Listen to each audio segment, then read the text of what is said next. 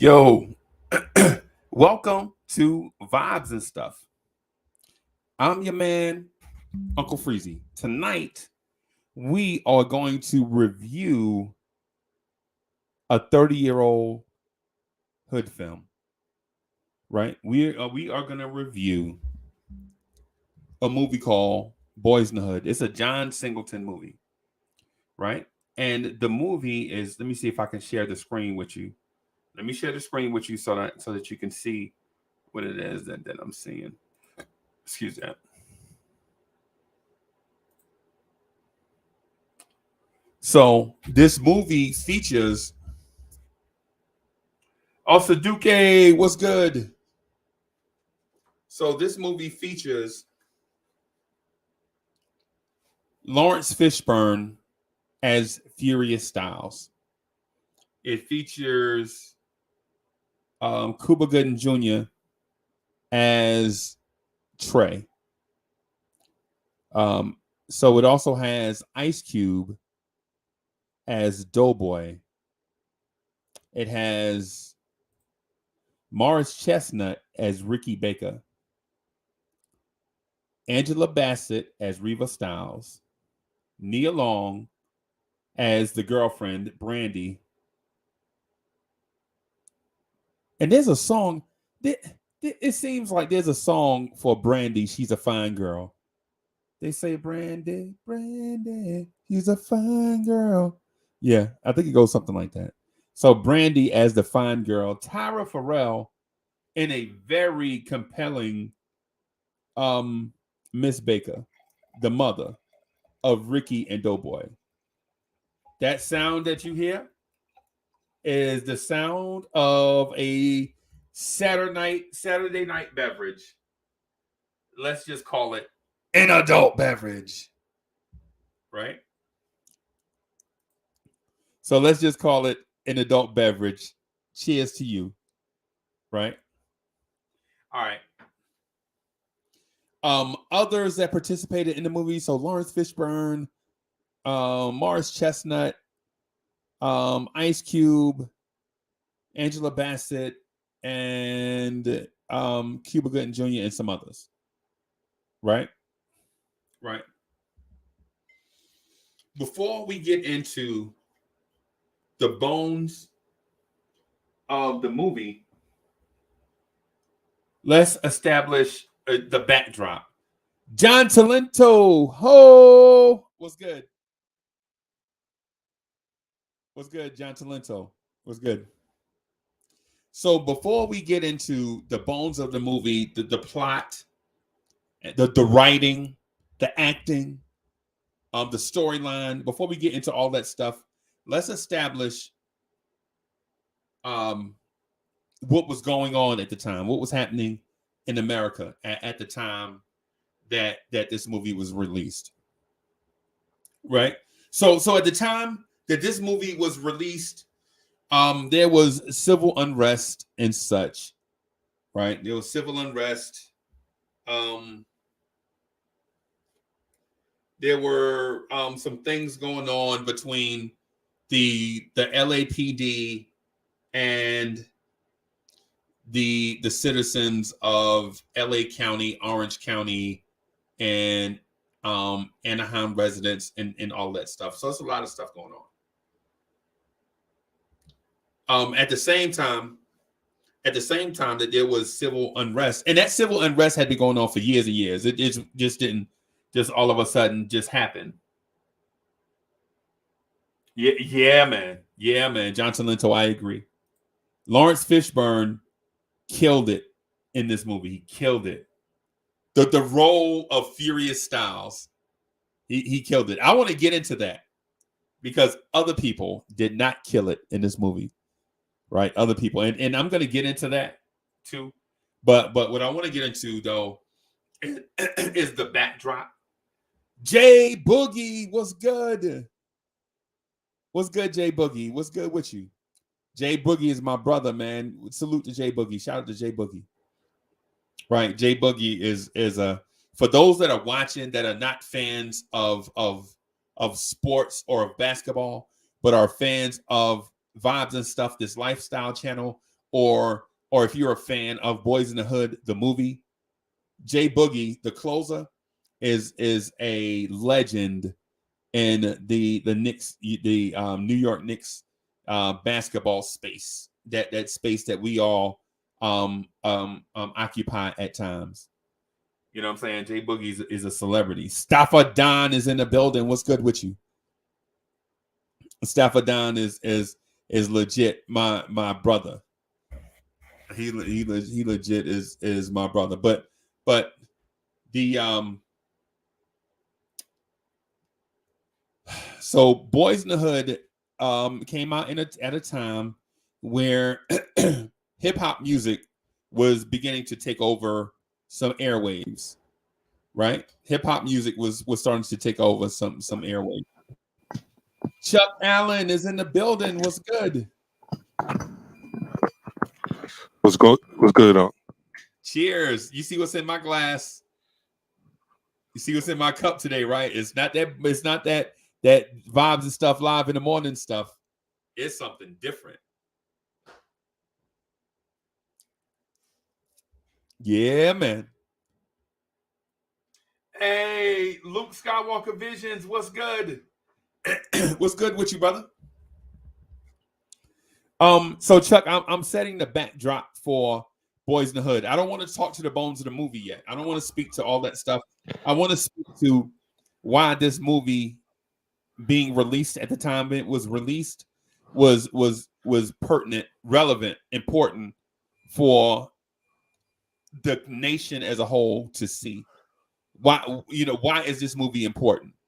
Right? Like last week we did the Shawshank Redemption, right? And that movie was an important movie to review because it speaks to things like trusted officials being corrupt for years, right, running a racket. It also speaks to blind friendship, right? The Shawshank Redemption spoke to a lot of stuff, and this movie right here, when we get into it, you'll see where a simple movie done on a LA street is very complex and complicated, right? At the time, there was some Rodney King things going on in this country. Yep. Rap music was taking hold of the airways, where airwaves and probably in 1980, airwaves were probably 95% mainstream rock, 5% everything else. And when I say everything else, I mean hip hop, heavy metal, folk, all the other stuff was like in the 5%, in that 5% margin. Disco, all of it was in that margins. In 1980, you would probably have heard What You Won't Do for Love by Bobby Caldwell or Sailing by Christopher Cross more than you heard the Sugar Hill Gang in 1980, right? Not saying that the tides will turn, but during that time, post-disco era in 1980, it was mostly Pointer Sisters, or not Pointer Sisters, but maybe Christopher Cross, whatever rock music was out at the time. I'm guessing. I don't have the numbers, but I'm guessing, right? But in 1990, the airwaves and a lot of other things, had changed. Where in a 10-year, say in a 10-year window, our society changed. You leaving, boss? Okay. Mo going out hang with her girls. I know they're gonna go spend money, Chuck. I know this. I know my debit card is gonna be in critical condition with life-threatening injuries after this night. I do understand that. You know what I'm saying? But whatever. So So now that I set kind of a backdrop, let me say this. Let me ask you this, Chuck. What was your initial impression of Boys in the Hood when you saw the theatrical trailer? You know how you go to the movies and you see a trailer for a movie? Did you get to see the trailer before the movie came out? Yes. Okay. What was your impression of Boys in the Hood when you saw the trailer?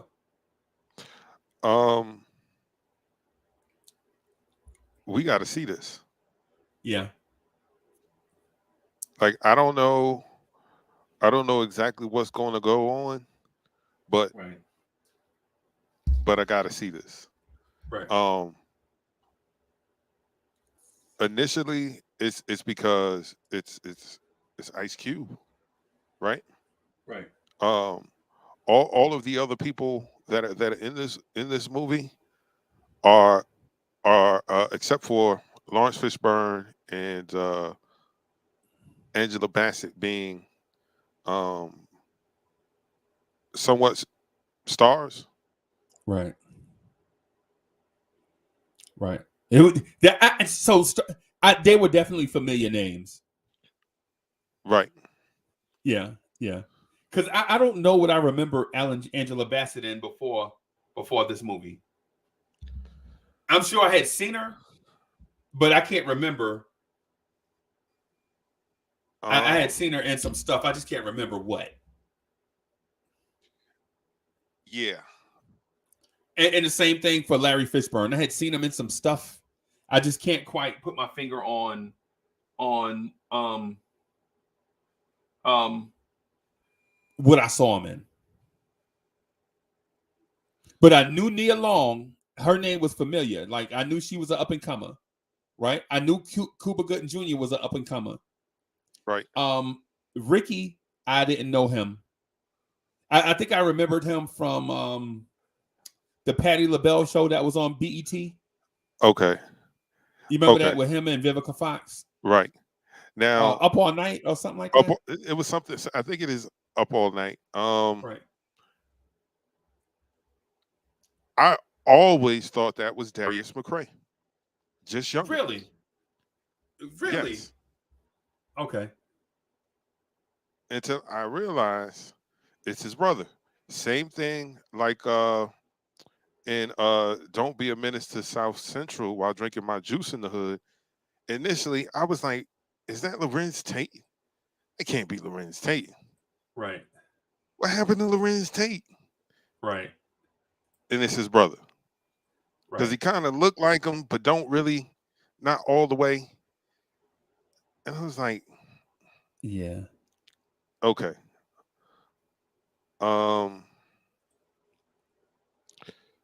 But yeah, mostly everyone in that movie was familiar but unknown, except to me, not to the rest of the world, but to me. Ice Cube was the main draw for the movie. Right. Right. Right. Right. No doubt. No doubt. My thought is when I first saw Ice Cube was in the movie, I was thinking like, okay, so I've seen rappers in movies before act, and they were not impressive. They were cringeworthy. Yeah. If you remember the Fat Boys and Crush Groove, if you remember Run DMC and Crush Groove, you're like, yo, they should never allow another actor even around the movie set. Don't even come around here. Right? Right? Right? For real. But when I saw Ice Cube, no lie, so I saw two trailers at the same time. So the first trailer was for a Spike Lee joint called Jungle Fever. It was like the first trailer because I was watching another movie. I forget the name, but I never forget. I saw the two trailers at the same time. I saw it was like a Jungle Fever, and which was decently written. The acting was up and down. Yeah. You know what I'm saying? The acting was up and down. the premise of it was a good premise, but it was all over the Right. place, right? Um, the thing is with Jungle Fever, Jungle Fever was first. That's definitely an East Coast movie, and I'm an East Coast guy, right?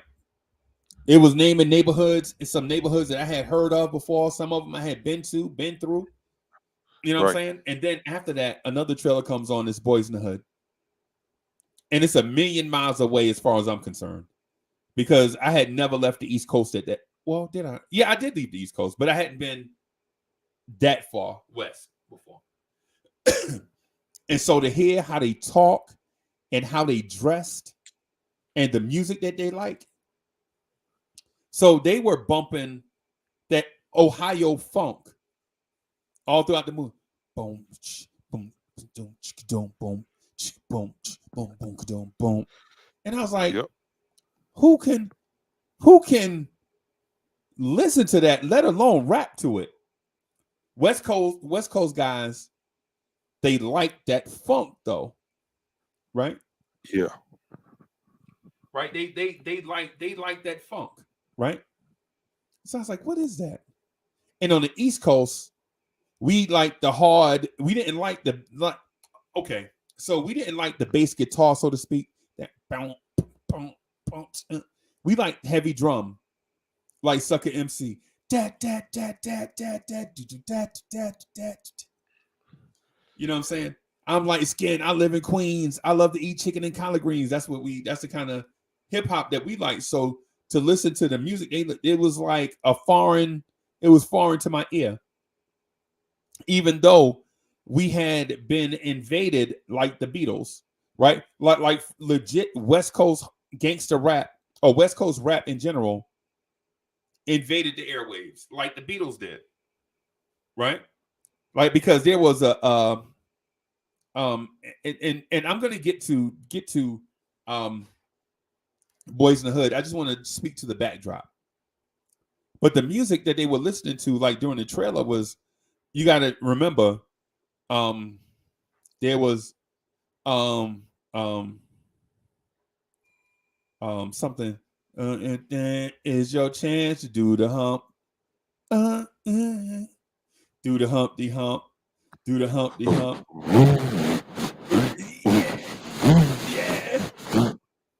Yeah, Yeah. that, and can't touch this. Doom, doom, doom, doom. Mm-mm, mm-mm, mm-mm, mm-mm. That where they took East Coast R&B funk and turned it into West Coast funk, that G funk style, and also at the same time the gangster rap invasion by NWA, straight out of Compton, a crazy MF named Ice Cube, and I'm rolling with dudes with attitudes, blah blah blah, blah blah blah. Right, right, and so yo, Subliminal 209 is in the building. E Gibson, what's good? And so the thing is on as an East Coast cat, I'm looking at this West Coast stuff and I can't process it. Right? I can't process. I'm like, why these dudes walk around all day in slippers? What is that? They walk around all day in house shoes. What is that? They wearing cut off khakis and wife beaters. What is that? I don't get it, because our style was a complete opposite on the East Coast. On the East Coast, we wearing camouflage jackets and Timberland boots. You know what I'm saying?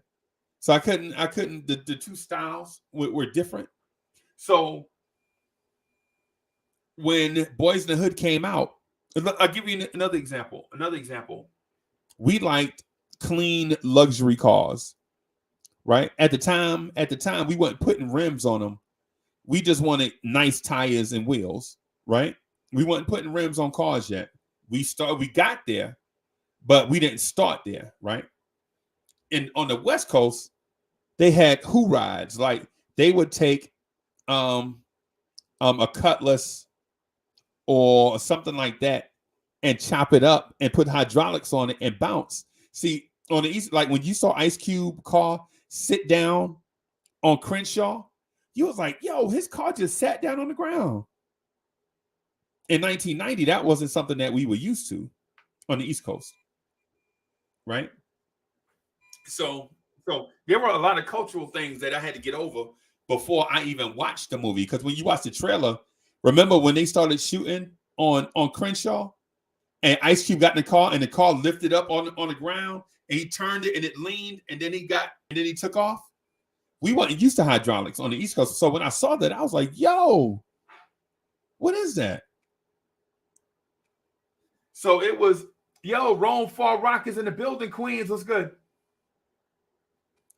So yeah, so in 1990, I think it was around Christmas time of 90 or early 91 when I saw, because the movie I think came out around the summertime of 91. And how I remember is that there were two songs on the radio, Chuck, two songs that are ingrained in my head forever. Two songs I wish I can wash them out of my brain, and I can't. One is Summertime by Jazzy Jeff and the Fresh Prince. Right? Summertime.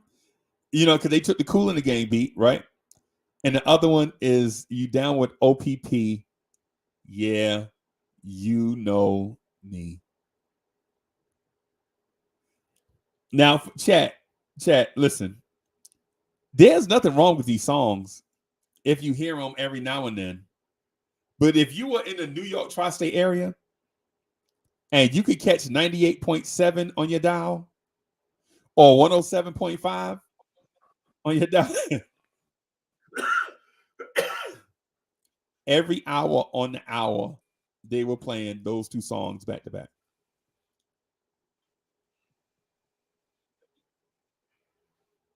Yeah, man. Yeah, man. So, Chuck, you ready to get into this movie?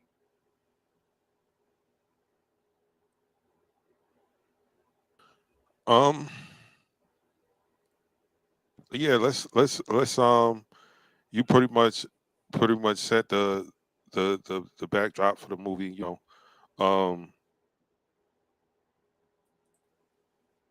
The backdrop for it? because I don't think people really, those who weren't alive, or maybe you've forgotten like what it was in 1991. Like,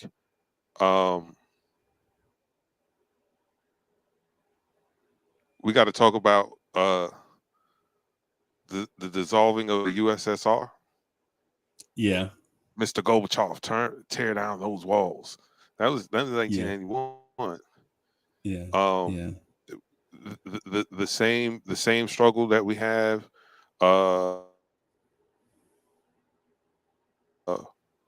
being shot deservingly.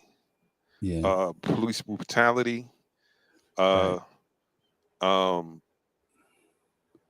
Saddam doing his dastardly deeds at the time, sending troops to Kuwait. Whitney Houston singing the Star Spangled Banner at the Super Bowl. All those things,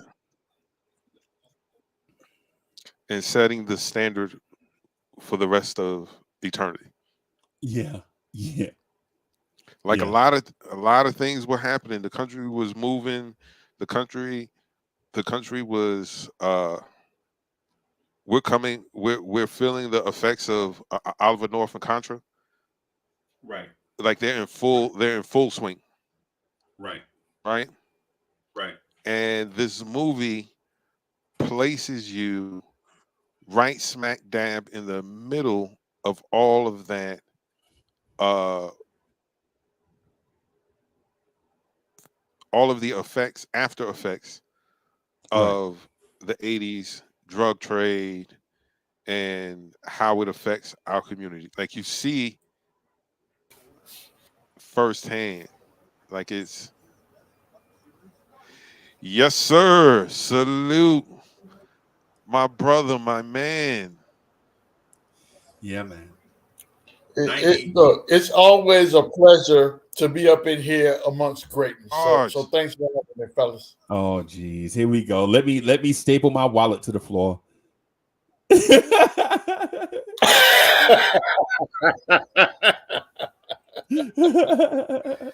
So as you guys are building this up, I'm gonna tell you where I was at when this movie came out.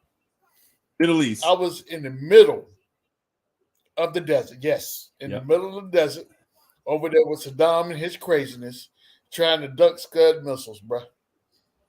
For sure. That's exactly where I was at. Yeah.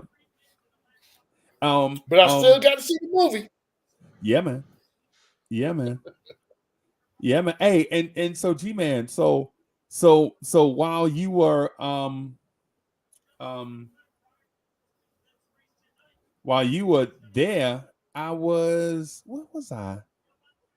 Was I in Fort Benning, Georgia? Somewhere down south.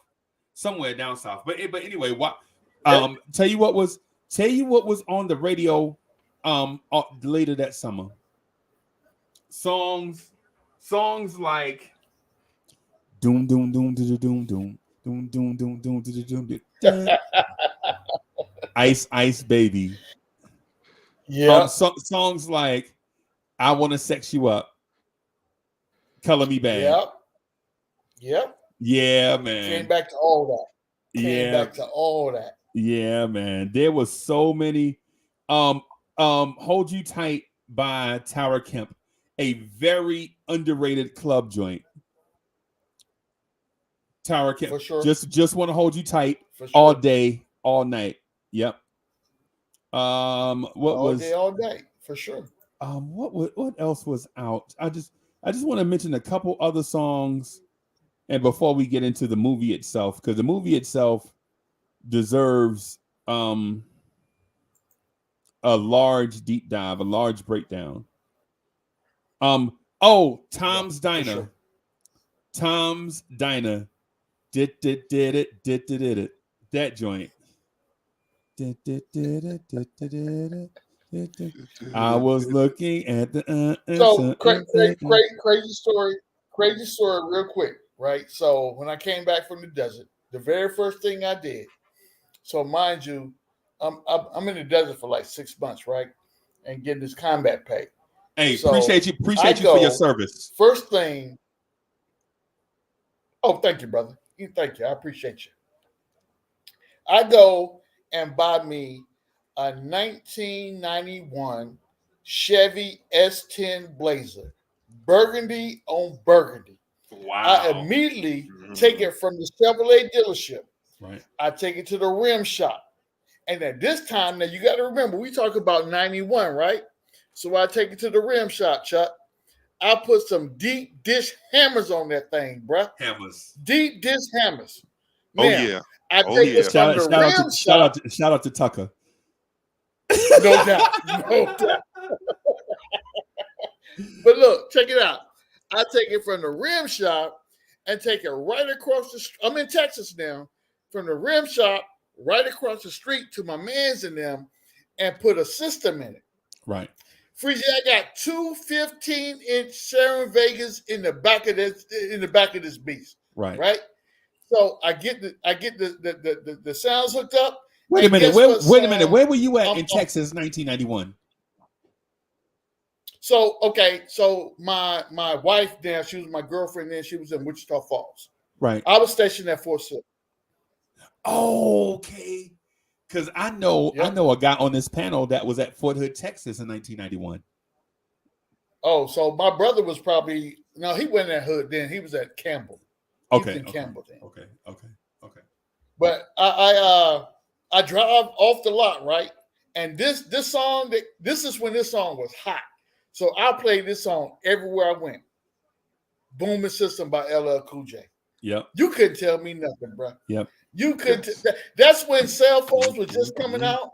I had a cell phone in the truck, and when the phone rang, the music automatically cut down, and you could hear the phone ring. So I'm in the park on Sunday. You remember the park on the lake on Sunday? Come on now. Yeah. Don't act like you don't remember what that was. Yeah. Oh, I'm out there. I tell my boy, I'm like, hey, dial my number real quick. Yeah. Dial the truck real quick.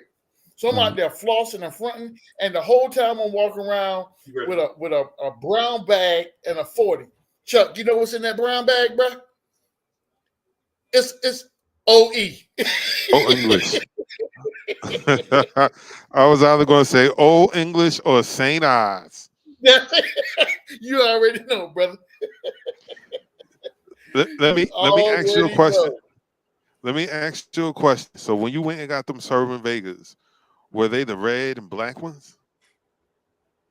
Yes, Was there you any other already color? know. I didn't. They were the black ones with the red trim. Yeah. They were the black ones with the red trim, and CW was on the cone on the woofer. Right. Yep. Yep. You couldn't 1991 tell me was a nothing. 91 was a special year, bro. It was a special year. And It so was. That's the year I grew up. yeah. Yeah. Yeah. And so with that said, we can kind of transition into the movie now that the audience has kind of a background of what the country was like in 91. Right. Starts with Whitney Houston. Or starts ironically on my birthday. George Bush says, "Hey, young fella, you might be going to war." He was like, "Yo, the deadline is January 15th, and we are gonna give my man till January 15th. If not, we invading, right?" And so that's right. So Desert Storm, Desert Shield, right? So anyway, yep. I take this girl that Chuck, ironically, every time we do this, it's always the same girl, right? It's not Mo. And to be honest with you, I don't miss the girl. Right. We paid, I think at the time the movie tickets were $325 a piece. And I was like, God damn, $325? Jesus Christ, it's only a movie. You know what I'm saying? This is what I'm thinking. $325 a piece for a ticket, right? That just tell you the movie prices, movie tickets, and gas prices, bro. Really, y'all really charging us this much? But yeah. So I paid the $325 for the 2 tickets. You know, we go in, and the movie starts with the disclaimers and stuff. I thought that might have been a little bit too much. I don't like at the time I didn't like the message movies. Don't send me a political message during my entertainment, is what I was thinking at the time. Send me a political message at political times. But at the same time, when you're 23, 24 years old, you don't know nobody. You just dumb, right? So I go in, we sit, and it opens. So it opens with the little boys. Mm-hmm. Right? Remember that? Yep. Yo, you see a dead guy? Yeah. So it opens with that. Yeah. So it opens with that, and then it kind of moves, it winds its way around to the classroom scene, right? Mm-hmm. With the little kids that are in the classroom with, I don't want to say no designs on learning, but let's just say the thing that the teacher was teaching those kids, hey, you can't call them Indians, you got to call them Native Americans. The lady, you know what I'm saying, the thing about American history and all that stuff. And she asked Trey to stand up. Hey, Trey, you such a smart ass, come up here and teach the class. And so he goes up to the front of the class and, hey, do you have an adult beverage? Is that an adult beverage you got there? It is. I have one as well. I got a thing that I'm working on. I'm gonna refresh it real quick while we. Yeah, look, we're gonna have to do an episode of what's in your glass. Yeah, man. Yeah. Or what's in your cup. The PG version, not the G version. That's right. Yeah, That's right. So she gives Trey the pointer, and Trey says, "Y'all know what this is? This is Africa." and he starts doing the first bodies of human civilization were found in Africa. It's the cradle of civilization. Yep. This is where everybody come from. Yep. Blase, blase, blah. Right? Not fast forwarding through that stuff like it's not important. That is very important. But the Boyz N The Hood, the movie, is the topic we talking about right now. Right? Oh, for sure. Yep. So he get into a tussle with another little boy in the class. It happens. Fifth grade boys are gonna fight. Yeah, they impress little girls. That's what we do. Right. It happens. Fifth grade boys, they fight. That's fifth grade girls grow up to be 50-year-old men that do the same stuff. 50-year-old boys, they grow up to be 50-year-old men that do the same, argue over nothing. Over nothing. Absolutely, positively nothing. Right. I got this one little bug in here. It's you know what I'm saying? Hey, I can't call exterminate a guy until they ain't gonna come out till 2. You know how it is. So anyway, I know, brother. Yeah. So they wind up arguing. Trey gets suspended from school. Right? Trey gets suspended from school. They call the house, talk to his mom, and they have an interaction that I think wasn't pleasant, right? So the teacher called home, was like, hey, does Trey need counseling for all these anger issues? The mom is offended, like, I do a good job. I'm a good no black mother that. Right. But you know what though? 2 jobs. Right, but you know what though, G-Man? In this case, I think Trey did need counseling. Right? He did, but not the kind of counseling the teacher was talking about. Right, and yo, Soulfinger, what's good? What's going on, fellas? Hey, man, go. Yeah, hey, so boy, it's all veterans up here. Oh boy. Ain't no telling where this gonna go. Here we go. Hey, so G-Man, you know what? With I think counseling was probably necessary in this case. And you would see that later on in the movie, right? Counseling was necessary. Yep. But the way that this person framed the question, right, was offensive. Yeah. Very offensive. Right. So you got to remember, Breezy, to your point, you got to remember though, that's around the time when our community had no idea what counseling was. Right. If to us, counseling was your son or daughter in school going to see the guidance counselor. Oh yeah, that was and a bad talk about thing. their future education. Right. Yeah, it could either be a good, it, like you were saying, G-Man, it could be a good thing when it comes to school about what moves to make for college or the next grade, or it was a bad thing because you couldn't get to college or your grades. Right. And you got to remember also during that time, if you were a person that sought any type of counseling from a professional aspect, that was a black mark on your record. Something wrong with you. If you got to go sit down on somebody's couch and talk about your problems, something wrong with you. You can't get no job. You're going to get ostracized by the people in the community. Something wrong with you. You know what I'm saying? So we didn't do that. So when the teacher asked Trey that and then turned around and called the moms and be like, does your son need counseling? Those thoughts are going through her head. Right. Ain't nothing wrong with me or my son, is what she was probably thinking. Right. Exactly. You don't understand where we came from or what we've been through. Don't tell me my child need counseling. Don't make me come to this school. You don't want none of this. That's where it went. Right. But you know what though? Because when you look at Trey at 10 years old, right? Trey at 10 years old with all that pent up anger, he needed somebody to talk to at that time. Right? He did. Because he absolutely did.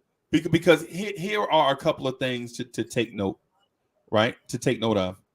He lived in a very violent city during a very violent time where there was no place for you to go in Los Angeles, at least that they could go, without being surrounded, drowning in violence.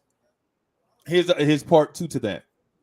Yeah, his two loving parents are separated, right? And it's mommy turn, daddy turn, mommy turn, daddy turn, taking care of me, right? Yep. And so while the parents are not okay with this situation because they both want to take care of the child, just not together, it's not okay for the child. The child is going through this drowning in violence and then having to deal with it with one parent at a time. Parents separated. See, to that point, Freezy, to that point, I think, and I'm not going to let you gloss over that because that's very important from this standpoint, right? You have to remember 10, 11 years old. So you taking a child and you are mixing and matching environments in which he is growing up in. Right. So his mom lives in this highfalutin neighborhood. Ain't no sirens, ain't none of that going on, right? He can actually walk outside, walk down to the corner store, and he may get accosted because of the color of his skin, but ain't nobody trying to shoot him. Right, but he not being disciplined. But he not being disciplined either. He's not. He's not. But this is my point. When you talk, I'm talking about outside influences right now. Right. So from an outside influence standpoint, mom's neighborhood is all, roses and cherries and everything is nice, right? Sugar, spice, and everything nice. Now it's dad's turn to pick up Trey. Trey, you got to swivel your mind. You ain't at mom's house. So when you step outside this door, when you get on that stoop, it's kill or be killed. It's doggy dog out here. So I need you to get your head right when you out here. So and when you, that's confusing to somebody. That's confusing to me, and I'm a grown ass man. Right. So and that boy, he's 10 years old. And 10 years old, exactly. And the two parenting styles is different. The mother is ultra loving, and not really disciplining him. With not setting barriers. Let me put it that way. Yeah, for sure. Right? For sure. When he goes to stay with Furious, before he even go in the house, Furious is like, rake up this yard. Rake all these leaves. That's right. Not a leaf on the ground before you come in the house. Right? Yeah, that's right. You know what I'm saying? That's right. A little bit more. And so while he was staying with his, because they was doing the 5 and 2 things. 5 weekdays with your mama, 2 days on the weekend with your daddy. Right? That's right. Right? Yeah. But the weekend thing is just like, it's only the weekend. I can deal with this. This ain't nothing but 2 days. And then I can go back and read comic books and not clean up. My mama gonna do everything for me. Right. Yeah. Right. Because you remember Doughboy was like, this dude got more comic books than a mug. Remember when he was talking about Trey? Yeah. Yep. He sure did. Yep. Yeah. Remember because Doughboy was he basically saying, man, this dude spoiled his all outdoors over here. But over here with Furious, nah, bro. It ain't not Trey. You remember the rules? It ain't that type of party. You mean, but when Trey came in the house to wash his hands, he looked at the tub was all nasty. Yeah. And Furious was like, yo, Trey, you remember the rules, right? Trey had a head full of leaves. Remember all them leaves was in Trey's head? He's like, you remember the ground rules? And so Trey was like, yeah, I gotta wash myself and the bathroom and the tub. And he was like, that tub? That's and right. Furious was like, that tub. You know what I'm saying? It got to a point where Trey was doing so much stuff. Oh, go ahead, bro. No, I was gonna say Furious was saving that tub for Trey all week, bro. Oh yeah.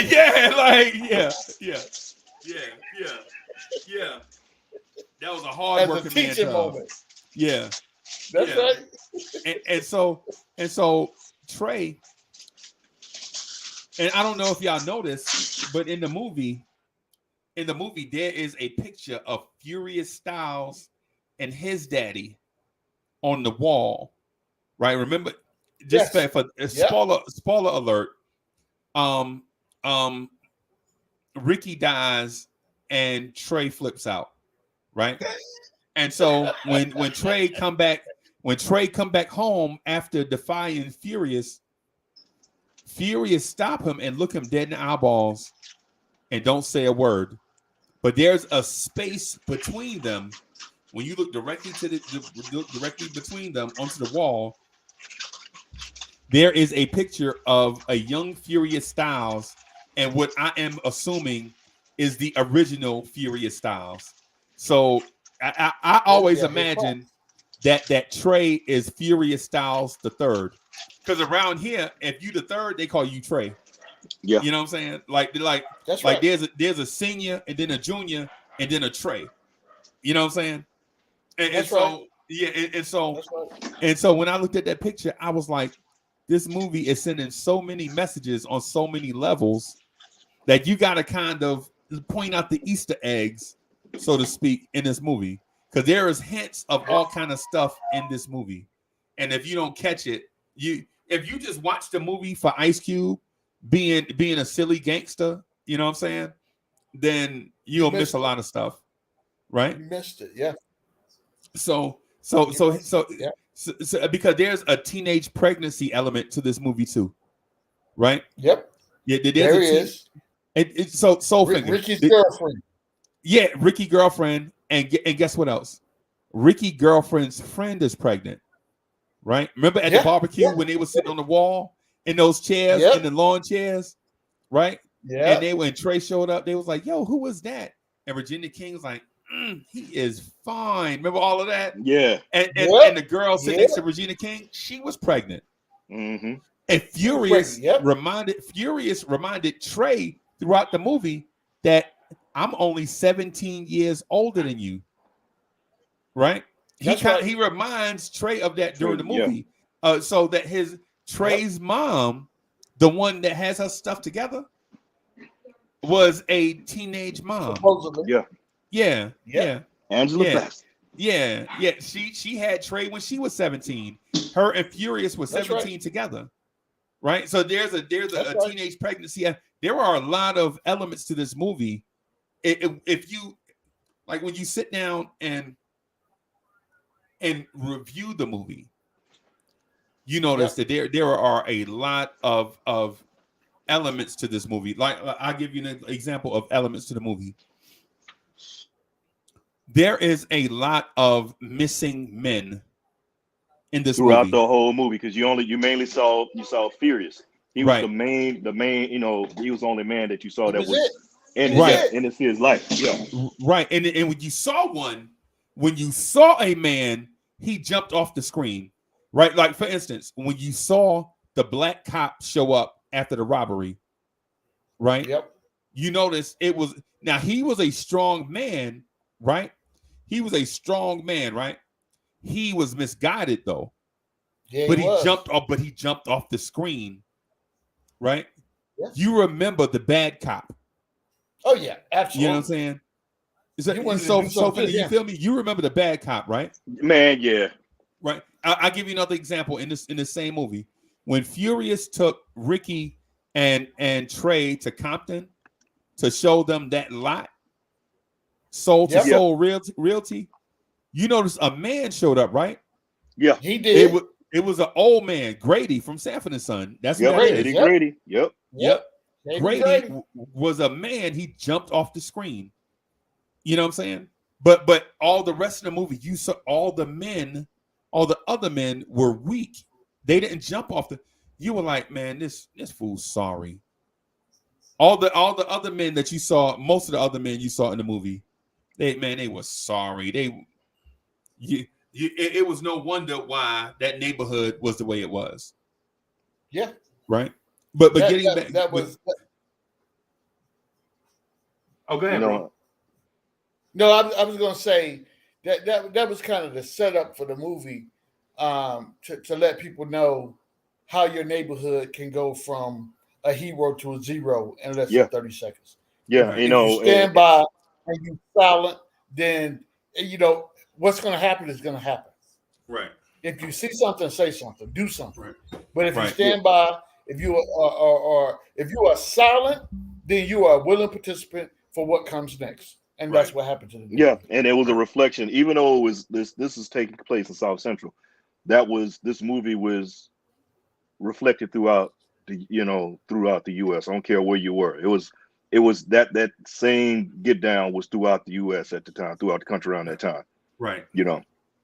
Right. Well, I think everyone that lived. So if you take this movie and you change the location of the movie, right? Say for instance, we're not in Compton, we're not in South Central LA. Where we are, we're in the French Quarter in Louisiana, or we're in the east part of town in or South Carolina, Houston, Texas, I can tell you, or yeah. Houston, Texas, or That Shreveport, any place. Louisiana, yes, yeah, that's or Shreveport. Baton Rouge. Exactly. Yeah. That was Shreveport, Any man. A lot of place. these, That's elements.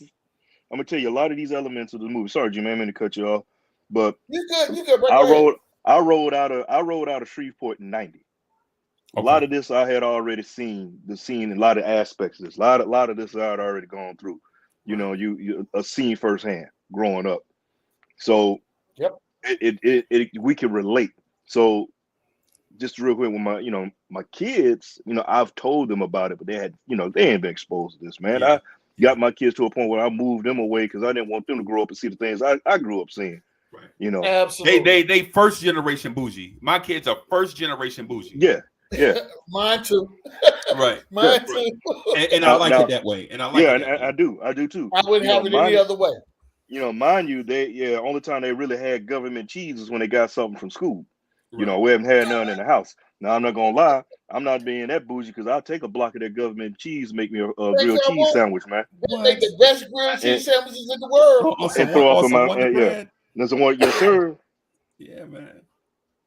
But just to stay on the movie aspect of it though, the background of it is set where it's just a highlight of the characters. Like the movie itself is not a cinematic masterpiece in terms of set design. Like you're not gonna be blown away like when you watch Avatar, right? Yeah, like, those special effects. You're not gonna get all that. No, you're not gonna get like the Juilliard style acting, right? What you are gonna get is people from the street portraying people from the street. Mm-hmm. Yeah, you know what I'm saying? And so when I say that, I think there is a brilliance in that, right? So basically, you telling Lawrence Fishburne, hey, Lawrence Fishburne, portray this role like how your granddaddy, like if you were your granddaddy, and he come out with Furious Styles, right, and so a sub theme to it is when you keep hearing the name Trey, right? When you keep hearing the name Trey, you know that there is a link between great grandfather, grandfather, father, and son, right? Across the street with Doughboy and Ricky, who got two different daddies. And I didn't notice that at first until Doughboy said, I don't know why you bought that football anyway. He loved that football because his daddy gave him that football. It to him. Yes, yeah. Remember that? And then the sad, this is the thing. And we've seen it growing, I've seen it firsthand growing up, and I know you cats seen it growing up, that in some households that you got two brothers, same mom, different pop, but one kid is treated like trash because the mama hated the daddy so much, and that kid looked just like the daddy, and she took it out on him, but loved the other daddy, but neither one of them in the house, but loved the other kid, treated him better than the other one. Right. And then you have the Doughboy situation. You know what I'm saying? So me and Freeze just had this conversation like a week ago, bro. Yep. We did. Legit. We had the same conversation no more than a week ago, for sure. Because we're speaking truth to power. Exactly. Mm-hmm. Exactly. Yeah, we speaking to. Hey, welcome back, Chuck. Hey, Chuck, I'm sorry, G-Man. No, I was just telling Chuck, welcome back. I missed you, bro.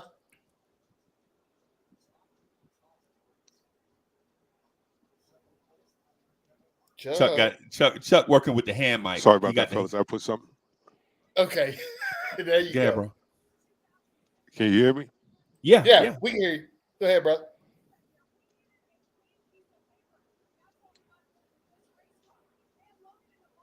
Nah, I had to put something in the oven, so I had to jump off real quick to take it out.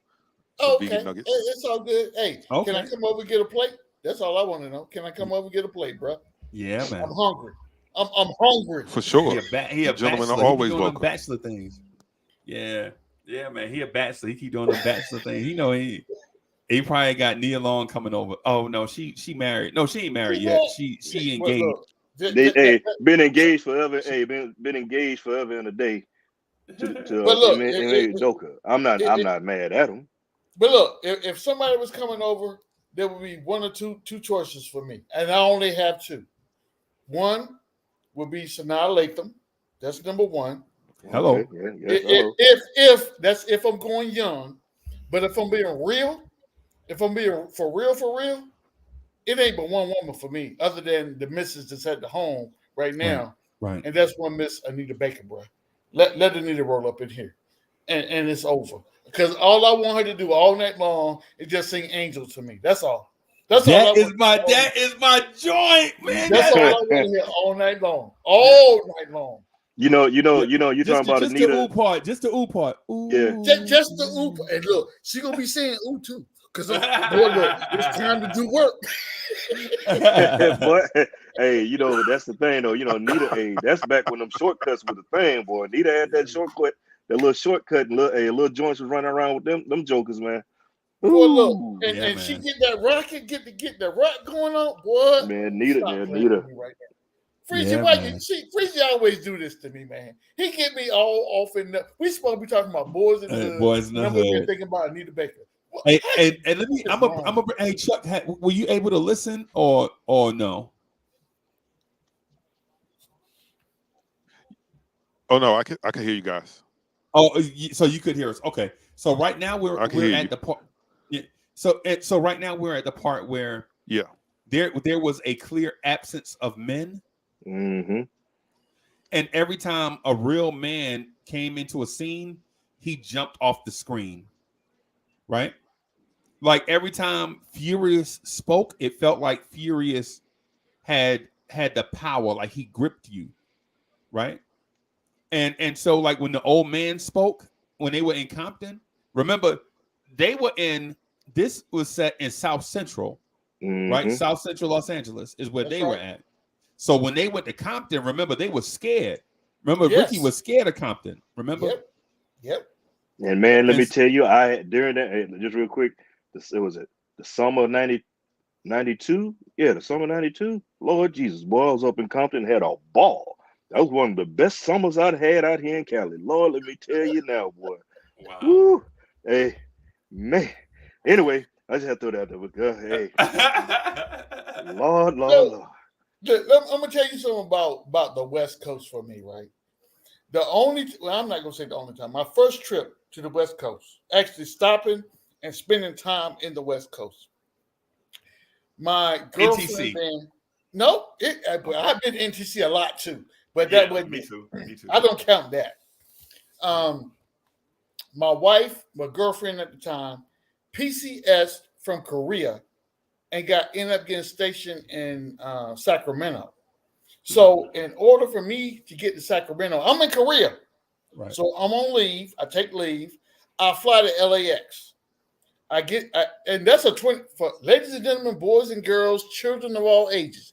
If you've never taken this flight, I'm telling you right now, it's 24 hours in the airplane non-stop. Stop. Yeah. Don't let that register for a minute. Don't do it if you don't have to. That hurt. Yeah. Don't do it if you don't have to. So I land in LAX, right? I get to LAX. I got to get off one plane and get on another plane because she's in Sacramento. I'm in LA. Right. So that's like going from Florence, the Myrtle Beach area where I live, to DC, Philadelphia. Yes. DC, maybe exactly. Baltimore. Exactly. So you got to drive. You still got it's still like 4 or 5. Yeah. It's a minute. Yeah. It's definitely a minute. So I get off this jumbo jet where I can put my feet up and chill, and people bringing me drinks and food all day. Yep. You gonna put me on this crop duster with these prop things. Look, the plane's so small, like when you're in the airport and you go to the terminal and you walk down a little jetway, and it's all enclosed, and you get on your plane. Nah, bruh. They send you outside. As soon as I went downstairs and saw them doors and looked across the tarmac and saw the plane, I'm like, oh, hell no. We ain't doing this. No, we ain't doing this, Indiana Jones. Hell no. No, we ain't doing this. No. Freezing. I'm standing at the door. They calling my name. G-Man, you the last passenger. G-Man. Damn right. Damn right, I'm the last one. Yeah. I'm not getting on this damn crap duster. Y'all trying to kill me. No, I'm not good. But I end up going. Right, because we had, hey, G-Man, and the funny thing, and I'm gonna get back to Boyz and Men, but I mean Boyz N The Hood, but the thing about it is those small planes. We had seen movies like the year I graduated, or right after. There were movies like Great Balls of Fire, La Bamba, all these movies where those planes are crashing. Yes, they falling out the sky, bro. And you gonna get on one of these? And see, that's look, my mama don't even know where I'm at right now. You want me to go on a plane and I can crash and die? Man, stop playing right now. See, that's what man. I know what you're saying, G-Man, because I hate when I'm flying from here. So when I fly home, I gotta either fly from here to either Dallas or Dallas. Dallas or Houston. But then I got to get on a little, one of those little jokers, and I'm like, bro. And once it was going home, and we had to fly through a storm and fly into a municipal airport. Yeah, I know. I feel you because I was once stationed in Louisiana. Yeah, right. So I understand what you mean about flying into Atlanta and then hopping over to Louisiana, or flying into Dallas and then taking a municipal flight to Louisiana. Mm-hmm. So I understand what you mean. But go ahead, man. No, I was gonna say, so fast forward real quick. So I end up getting on the plane. I go spend time with the missus. I end up bringing a ring from Korea. Proposed the whole nine, blah blah blah blah blah blah blah. You're such a softie, bro. I am, but this is what happened to me, Freezy. This is when God's telling me you're making a mistake, and I ain't listen to him, right? Now let me stop playing. But I propose, I give it a ring, we go have a nice dinner. My son is running around the house tearing things up, right? Right. About 4:00 in the morning, local time. Shit start falling out the cabinets, the bed moving. Oh, good old earthquake. Yeah. I'm like, what in the hell is really going on right now? I'm running outside. I know what it was. It was. No, it wasn't that kind of movement, Free. And you're like, oh man, I'm tearing up the world. Listen, if it was that kind of movement, if that was going on, I wouldn't have ran outside. I go outside, brother. Everybody's standing outside looking around. Right. The ground shaking, and I'm like, what in the hell is going on right now? I'm terrified. I can't control the ground. I can't control these natural aspects of things that's going on. I turned the TV on. I told her at that moment, I said, I'm taking my ass back to Korea right now. Bye. Right now. I said, I need a flight out of here today. So I turned the TV on, and guess what's closed? LAX. Good old airport. Yeah, baby. LAX is shut down because the damn earthquake that destroyed the damn runway. Right. I ain't been back. It took me a minute to go back to LA, bro. Hey, G-Man. Hey, so real quick before we hop back on the Boyz N The Hood thing, right? Because there are some. So the Boyz N The Hood movie, just real quick, has a lot of underlying themes. God, it did. And so one, like you were talking about planning your great escape, right? Yep. Right, planning your great escape. But guess what? For people in South Central and your friend circling your head. Yeah. You see it? Yeah, I wish I had a something I could. He think my head is LAX, right? But for the people of South Central LA, there is no great escape. You're right. At that time, people felt like they were trapped. Yeah. Right. So that life they were in. And so at the end of the movie, Ice Cube says a line before he walks off into Oblivion, he was like, either they don't know, Or they don't don't show, want to So don't show. or Yep. don't care don't about care about it. What the goes hood, on in the what hood. goes on in the hood, right? Yeah, That's right. yeah, Right. right. And so when he said that at the end of the movie, that was actually, you saw that at the end of the movie, Yep. but that is the mantra a lot of people were living.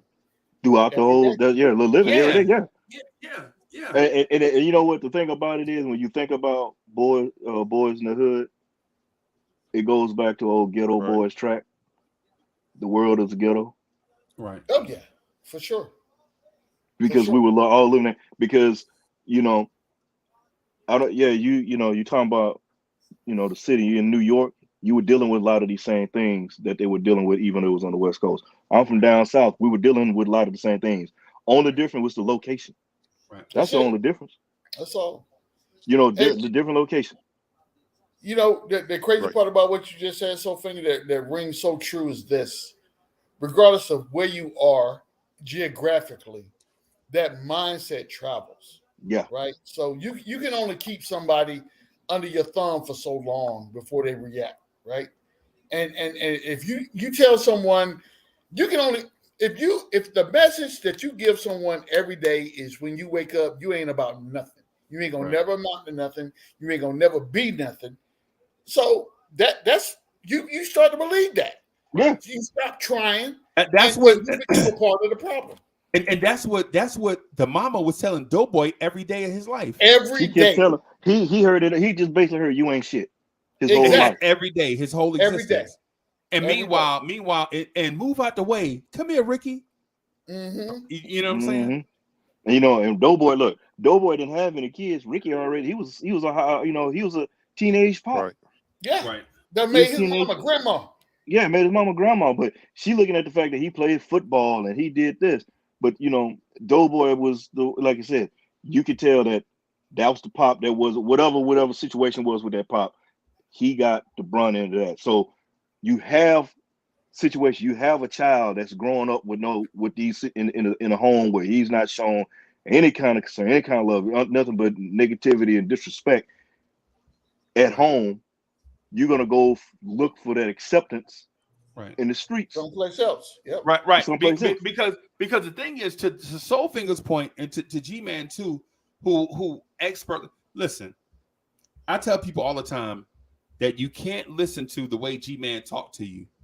G-Man is smart as hell. We just had that conversation today, Freeze. He's smart as hell, and so he is so relational that you think he just plain talk to you. Actually, he be dropping them gems, man. Look on you all the time. I ain't gonna shout him out because he here. I'm gonna shout him out behind his back.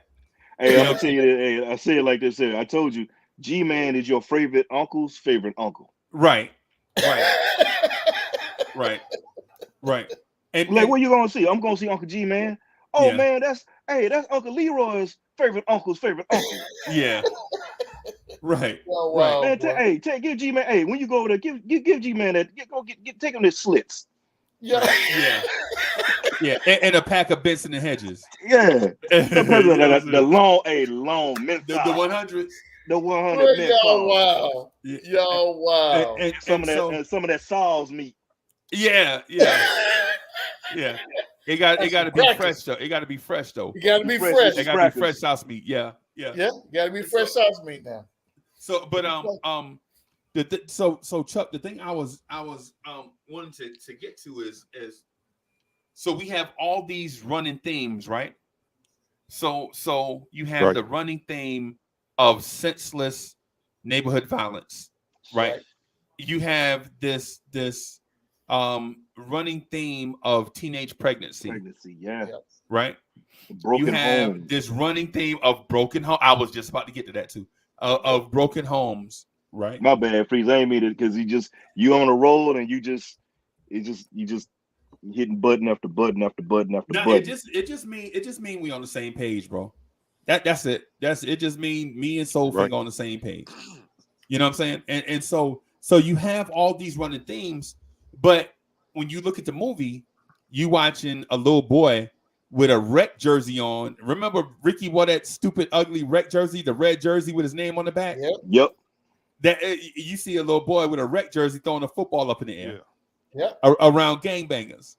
Yep. Right? But you have all these themes running throughout the movie. Mm-hmm. Right?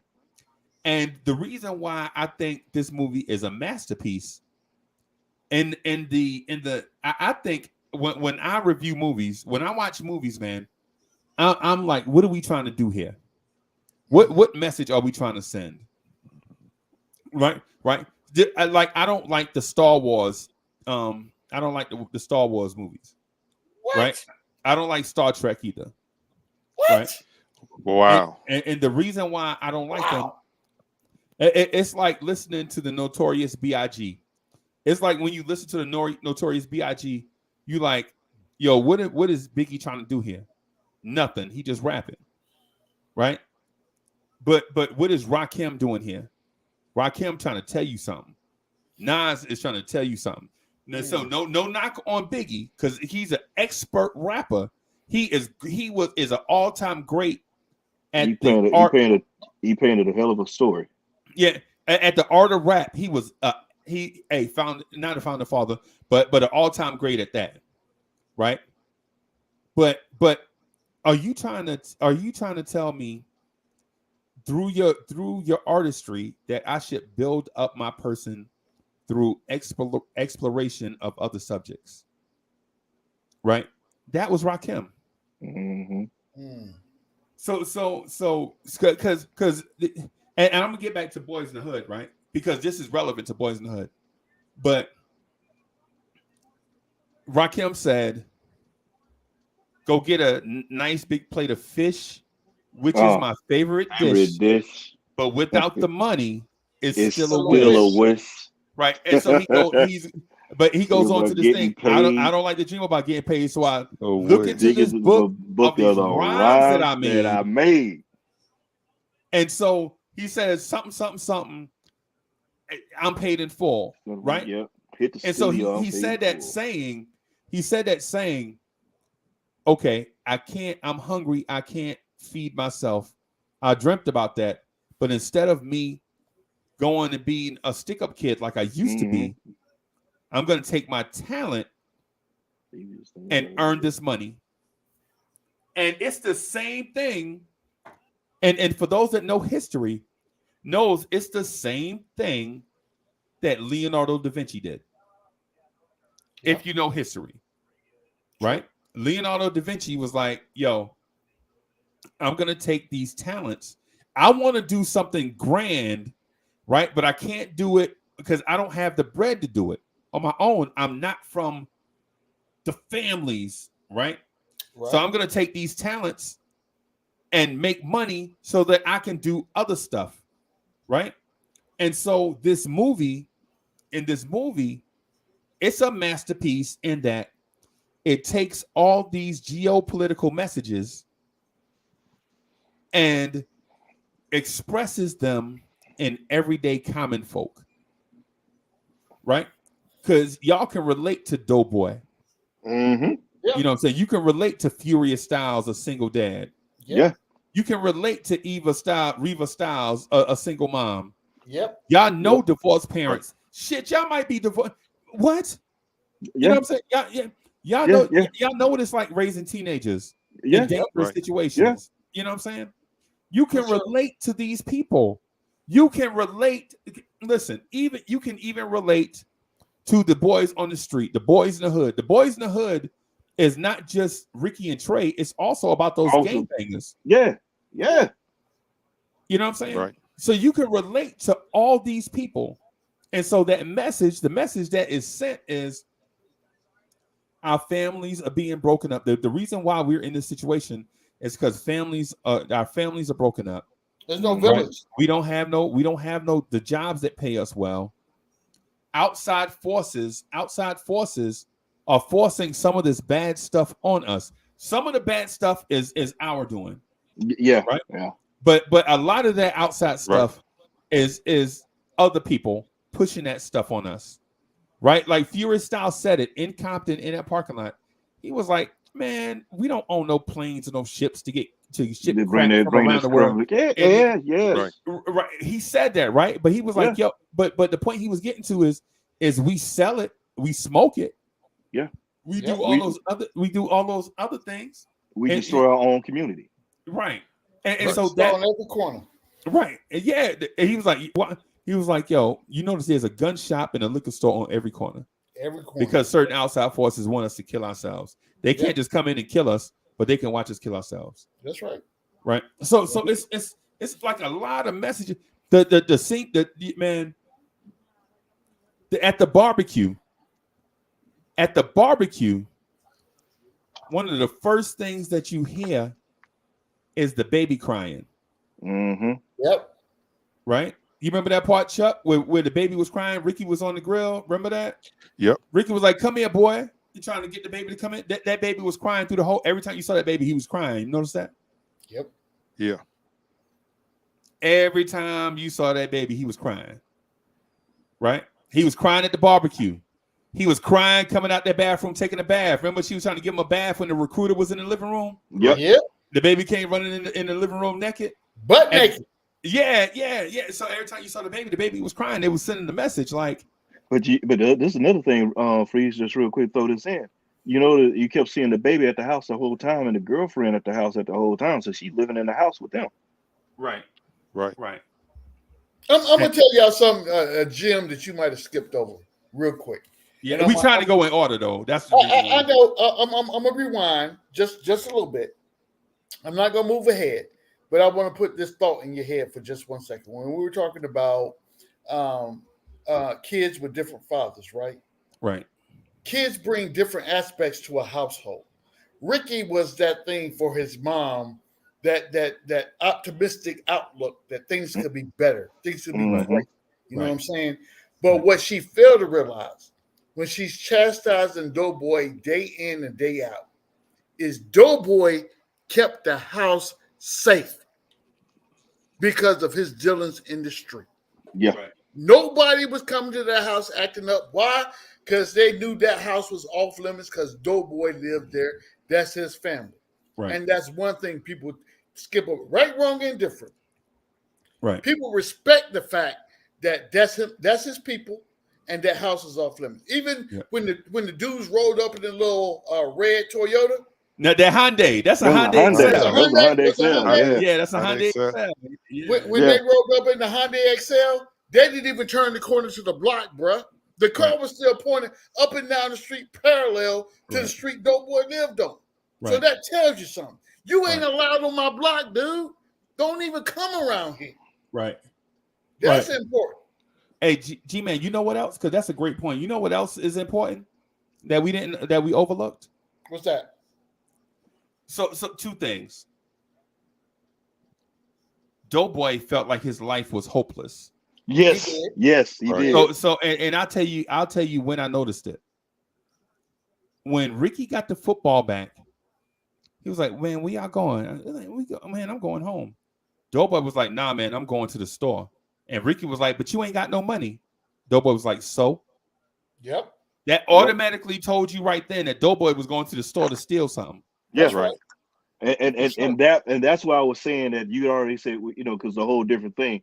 Ricky was ready to go home because he knew he was good to go home.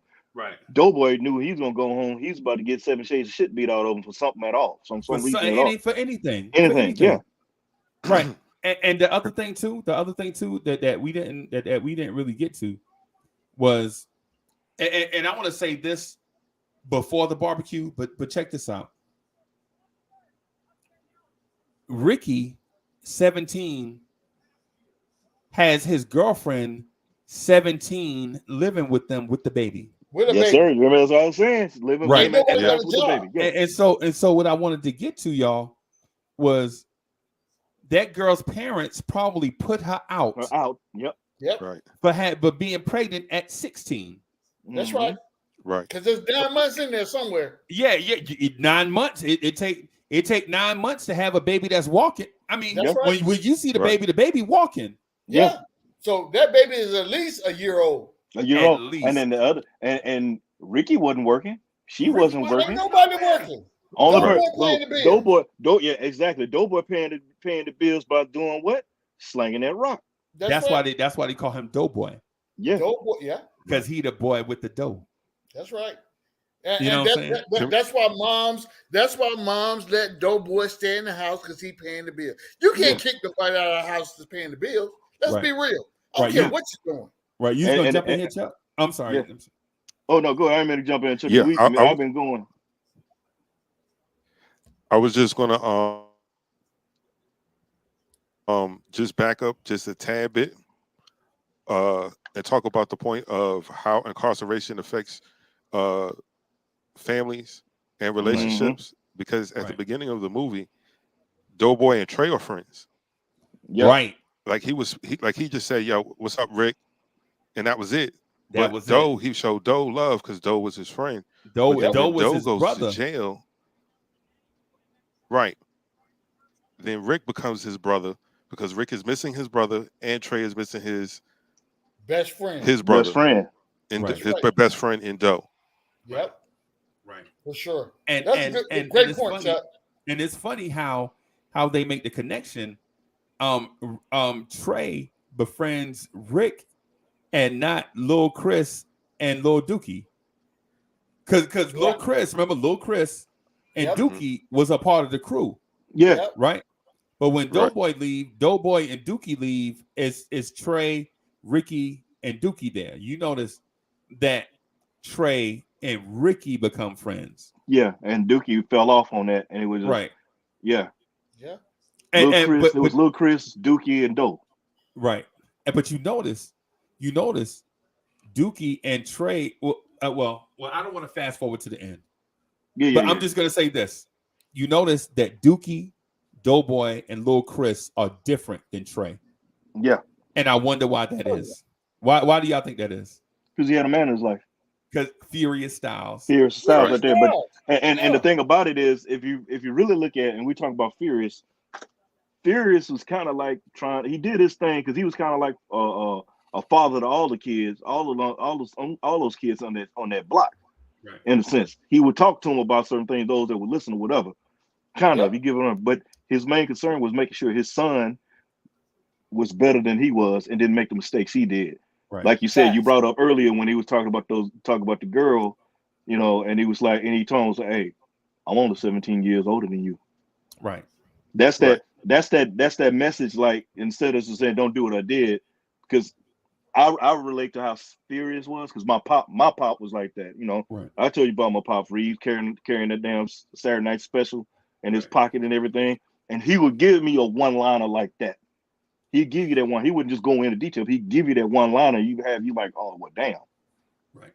Right. What I appreciated about Furious Styles' character was he was a man all the time. Yeah. Like right. He wasn't overly aggressive. He wasn't passive either. He was an assertive man.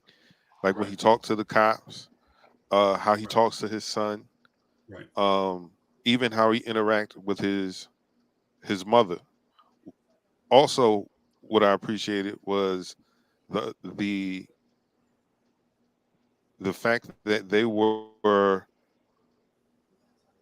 parents who were trying to do something or were doing something with themselves versus Doughboy and Ricky's mom, who you saw in the house all the time. Right. Like you didn't see her doing anything, and the movie didn't show her progressing in any way. The only time we saw her dressed up nice was the night that the recruiter was coming over, and she was trying to make a good impression. Right. So it was showing a difference between, like, just because we're all living in these conditions, not everybody's the same. Yep. And it's how you deal with the cards that you're dealt. Because that situation with Trey could have went left, being that his parents weren't together, right? Right. His dad is smack dab in another hood, right? Yep. He could have easily been the father who was more of a friend than anything else. Like, all right, well, son, we'll just me and you, the two bachelors. And no, he from the moment his son got out of the car, you're gonna rake these leaves. Yep. You got chores and responsibilities. Because I'm only here to make sure that the lights is on. You know what I mean? Right. And clothes on your back and food on the table. That's what you're talking about. I'm gonna tell you something, Chuck. You know what's important about what you just said? When Ricky got out of that car and Furious put that rake in his hand, every kid in the neighborhood recognized the fact you can't talk to Ricky. You can't talk to Trey until Trey finished raking them leaves because his daddy don't play. Right. Yeah. Right. And the thing is the key. The one thing you said, daddy. Right. Daddy don't play. Yeah. Right. It was a man. He had a man in his life. Right. Absolutely. Right. And so the one of the odd things too, and I don't know if you y'all caught this or not, but the game bangers that took Trey football, are the game bangers that got killed at the end of the movie. The same dudes that in the circle. Remember? So the day Doughboy and Lil Dookie, I think, went to jail, or was it Chris? One of them. It was Dookie. Okay. The same. So which one was the dude in the wheelchair? That was Lil Chris. Lil Chris. Yeah. Well, who was the dude with the pacifier? That's Dookie. That's Dookie. What about the other dude? The other dude that said, "Hey, I want a scholarship too." Oh, the big dude. Yeah. I don't even know. Did he even have a name?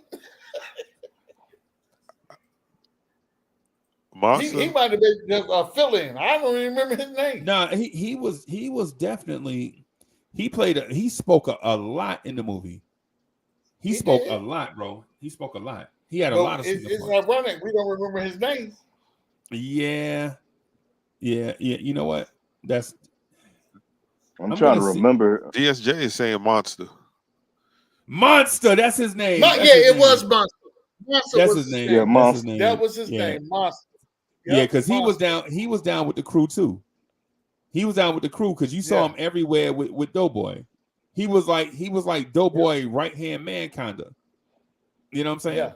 But because true. Monster was the one that let loose at the hamburger shop, them dudes, when he saw him, remember?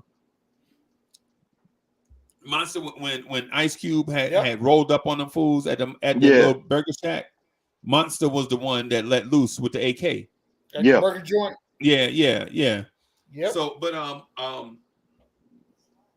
what I was getting at is, see, Trey didn't befriend Monster or Lil Chris. He befriended Ricky. Nope. Right. And so one of the other things too that I wanted to get to, and I think that's real important, right? Was the girl was an adolescent. Ricky's girlfriend was an adolescent staying with them. Yeah. Right. With a baby. And the mom was taking care of her and Ricky both together. Right? If you didn't notice, the mom was trying to cultivate Ricky, who was lazy. Rick was aside from sports. Yeah. That dude he didn't do nothing. That dude was lazy. Job or determination. But what we didn't know until the end of the movie was that he wasn't lazy. He was conflicted upstairs. He was conflicted in his heart, right? Because at the end of the movie, Rick said, "Man, I don't even care, man. These sports, man, I might just join the army." Remember he said that, and then Trey had to talk with him. I'm sorry. Go ahead, man. No, I was just going to say we don't have no place in the white man's army. Yeah, right. That talk when they was walking down the street. That's what he said. Right. See, what we didn't know is that Ricky was conflicted. Yep. He was a complicated character, but since there was no Boyz N The Hood 2, You know what I'm saying? We never got the opportunity to find out the conflict that was burning inside Rick. Right? What was Rick conflicted because his mom treated him better than Doughboy, but Doughboy was supporting the family? Because that might be the reason why Doughboy beat him up before he went to the store. You remember Doughboy and Rick got into the fist fight before they went to the store. In the grass. Right. In front of the house. And Chuck, and the moms was on Doughboy. Like and she, afterwards she slapped the taste out of Doughboy's mouth. And Doughboy was like, why you hit me? Why you hit me? And then little Chris came up like, why she hit you? Remember that? That was the little comedy. That was the little comedy throughout the. Yeah. So I'm saying I think Ricky was conflicted, right? And I think if he had survived, whether he had been an NFL star or not, I think Ricky was going to be something special. But what it is a lot of times all your kids don't kick it in gear at the same time. Is basically what I'm getting at. Like if you have 2 or 3 kids, you notice that one kid might kick it into gear early, like they kick it into gear at 15. Like I want to go to college, I want to do such and such, and they start down this road of getting to college, and they stay on that track, and then they want to be something beyond what their parents was. And then there's one that you like, yo, why you keep leaving the bread wide open? What's wrong with you? Oh, I made a sandwich. So yeah, that's what I got going on right now with my little man. Yeah, I'll be like, bruh, come on, man. Yeah. We all got one. Yeah, that's my little man. Like, bruh, get your clothes out the bathroom. Oh, I forgot. I'm gonna get them. Yeah. That's we all have one. That's the one that it seems like there's a failure to launch. Right? Yeah. We all have one that it seems like it's a failure to launch, right? They have talent. All the teachers say all the time, he's a gifted child. He just, and it always wound up being a boy, right? It always be a boy. Always, man. Always. Always the boy. It's always the boy. And so that's what was going on with Ricky. The girl was telling. Now think about this, Chuck. Remember we had the conversation about cooking fish on a certain day. Yes. Yeah. I remember that. Talking about that. So. Yeah. Remember we had a conversation about. You know why Ricky had to go to the store, right? Because his girlfriend was like, Ricky, if you don't go get the cornmeal, if you don't go get the cornmeal, I can't cook the fish. Yeah. And Ricky's like, what? The fish, fool. If I don't have no cornmeal, I can't cook the fish. Like, yeah, I'll go in a minute.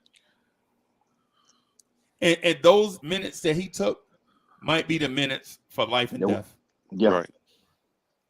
If he had just got up and went, he may have missed those boys at the stop sign. Yeah, because he was it Tecmo Bowl. He was playing Tecmo Bowl. Yeah. But he lazy. Right. And if he would have took his time, he wouldn't have got into that altercation. Because Ricky didn't want to go to the store, remember? Yeah, he didn't. Yeah. He didn't want to go to the store. Yep. Right. Those are the signs. Like, man, him and Doughboy got into a fight outside in the grass. Mama came and slapped the taste out of Doughboy's mouth. And Doughboy hopped off and rolled on out. Right. And so it's a lot of things that those few minutes, if Ricky would have just hopped up and just went straight to the store, he might not have seen those game bangers. Right? Or if Doughboy had went to the store, think about that when he walked out the screen door, he's like, Doe, man, what's up, man? You know, I just, man, no, you go. That's your ready-made family. Remember Doughboy was giving them hell and Ricky got mad? Right. Yeah. A matter of minutes between life and death. And think about, and the sad thing, this is what I wanted y'all to think about, man. One of the horrors of this, right? One of the horrors of this. Ricky's dying memories are of him fighting his brother. Yeah. Yeah, Doughboy. That last time that last his dying memory, and then Doughboy's last memory of him, he and his brother fighting. Yep. And then this is the other thing, because I took it even deeper. Now he have another child that's gonna be great without a father. Well, his father. See, we on the same page. I was gonna get to that, but you skipped ahead. God dog it, Soulfinger. My bad, Free. Man, you was I bet you was the teacher's pet, wasn't you? No, man. No. I was far from that one. So check this out, fellas. I'm gonna give you some real world, real quick, and how all this ties together. So I don't know if you guys, and I'm sure you all have seen what's been propagating the news over the course of the last 24 hours about my man, the quarterback for the Steelers that lost his life in Miami while he was down there training, right? 24 years old. 24 years old. That's somebody's son, potentially brother, potentially fiance to somebody's son or whatever the case may be. Somebody's friend, somebody's confidant, somebody's rock to keep them from going off in a left field. You know what I'm saying? So the movie that we're talking about right now has so many ties to everyday life. And it's not just because this dude is plays in the NFL. You turn the TV on, you pick your phone up, you listen to the radio, it's all about tragedy. Who in their right mind develop news to be all bad all the time? Right. That's crazy to me. Right. Every time you talk about news, it's gloom and doom. Right. Tell me about when Chuck Allen hit the lottery. Tell me about when Soulfinger inherited 200 acres and a mule. Tell me about when Freezy founded a Fortune 500 company. Something. Give me something.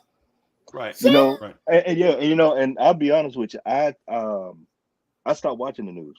I had to. I don't watch the news either at all. I had to watch, and G-Man, you and Freeze, we talk. I've told you about things, because certain things that happen with me that it triggers. I can't watch it, and I'm tired of seeing it, and it's the doom gloom, because you don't hear about little Trinard Scott that Pat won the spelling bee up in Connecticut or whatever else, or you don't hear about the rogue scholar, little Lisa, the little rogue scholar, or whatever. You don't hear those type things, but it's always the negative. They said negativity and sadness and depravity sells. Well, I'm tired of that. It sells. It's all about the money. You don't hear about uplifting, because, and also what we do a lot of times, you praise the negative aspect of life, and you got some different situations, but the kids that are out here handling the books, doing the things like that, they don't get the praise. Because think about it, you get, oh, you're a nerd, you're a geek, you're whatever else, blah blah blah. You don't get overlooked. With that next lawyer, doctor, whatever, scientist, astronaut, they get overlooked. Yep. And it's just it's a sad state of affairs when you break it down with the news, because the news and I just tell you, like, so real quick, I flew home. Last time I flew home, was I took my kids, me and the kids, we went home to go see my mom's. We get in, and I cut on my mom's had the TV on, of course, and she had, how old folk like to watch the news and stuff. Right. Those folk like to watch the news. Right. And I look at it, and then within that, when I got there, the news, all I heard about was shootings. So we had 4 deaths in one night. Okay. Oh yeah. 4 deaths in one night, and they were on their way. And if you never Freezy is, for those that don't know, I say I'm from Louisiana. You think all those little country bumpkins, nah, bro, it ain't like that. And I'm from the city. I'm from the South, but I'm from the city, straight city up in there. And cats are dropping like draws. Yep. You know, they dropping like draws. Like left, right. I'm gonna tell you, every city you go to, any city you go, I guarantee you got a four corners of death. Everybody got their own four corners of death. Right. For sure. You know, and it's sad when you seeing, but when you looking at the ages of the body, the little cats that are dying, that's what makes it worse. 15, 16, 17. Right. You know, their life was shut out before they start. And these are kids dumping on each other. You know, maybe somebody in the 20s, but when you start getting these early teens, you know, we had one kid that was getting that killed. He was 13 and took out two cats that were like 19 and 20. Right. That's the sad thing about what's going on. You know, just not to go out on a tangent, go away from that, but Boyz N The Hood touches that because a lot of times you don't have that male figure in the household or that positivity in that household to steer these young cats away from going down that road. Right. You know, because before, and then, you know, it's not as easy to get into the military like it was back in the day. You didn't have to have a high school diploma. You just need to sign, hey, get your GED and come on in. Now, remember your mama can sign you as a parent. Yeah, your parents do all that. They Yep. can sign you, but they can't do that now because Right. if you drop out, if you get a GED, you got to get you got to take a couple of college courses just to come in and You gotta have enlist. credentials. Right. Yeah, Right. Right. so it's not Now, easy like that. Women You can got be to selective now. You gotta have some credentials to get in the military now. Right. Yeah. Right. And so just to stay on track with the, because I understand the relevancy in establishing the backdrop. I do.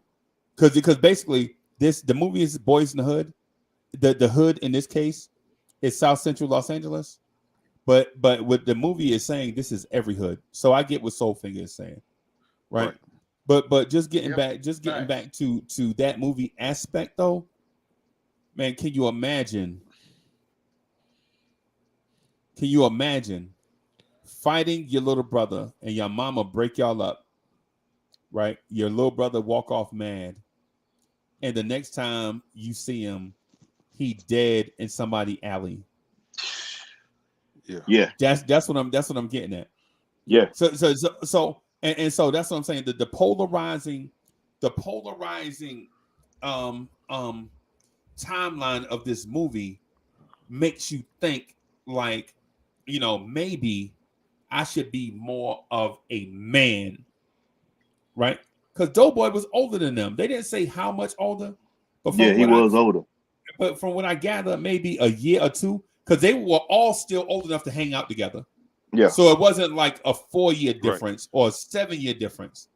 Mm-hmm. It might have been like a year and a half, maybe a year.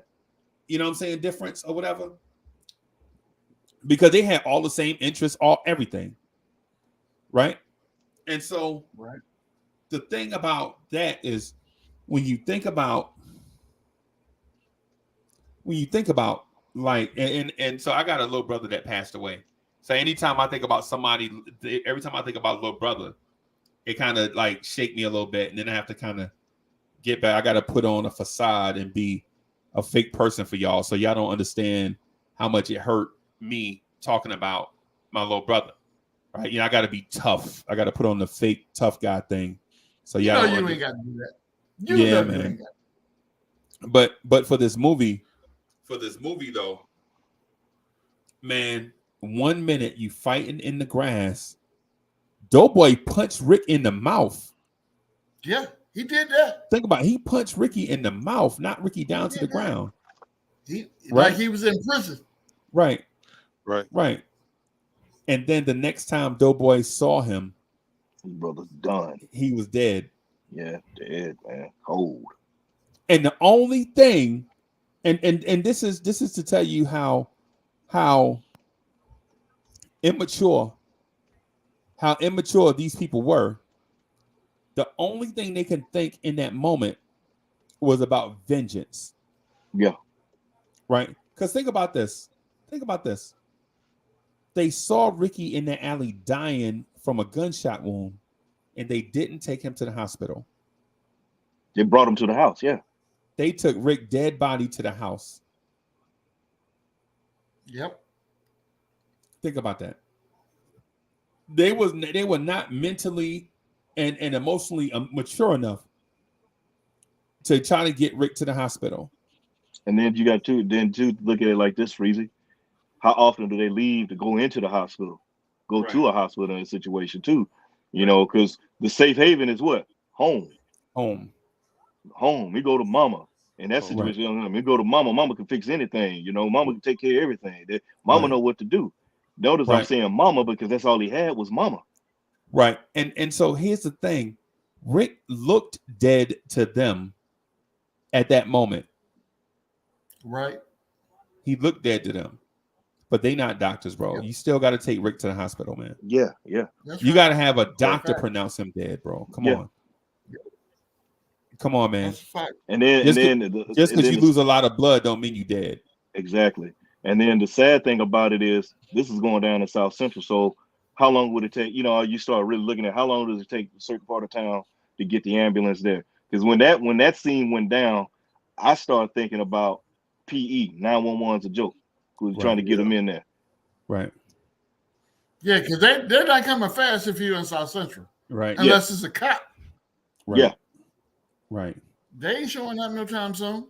Right. And so all these mistakes and missteps throughout the movie, it just go to show like people were bad decision makers. Very much. And that's generational though, as you see it in the movie. It was generational. Right. And it wasn't just Doughboy. It wasn't just Doughboy and Trey, right? Because if y'all remember, Trey was like, yo, hurry up, man. Rick was like, yo, man, I gotta take a piss. Yeah. Trey was like, nah, man, these fools trying to get us. They're trying to get us. He's like, I gotta take a piss.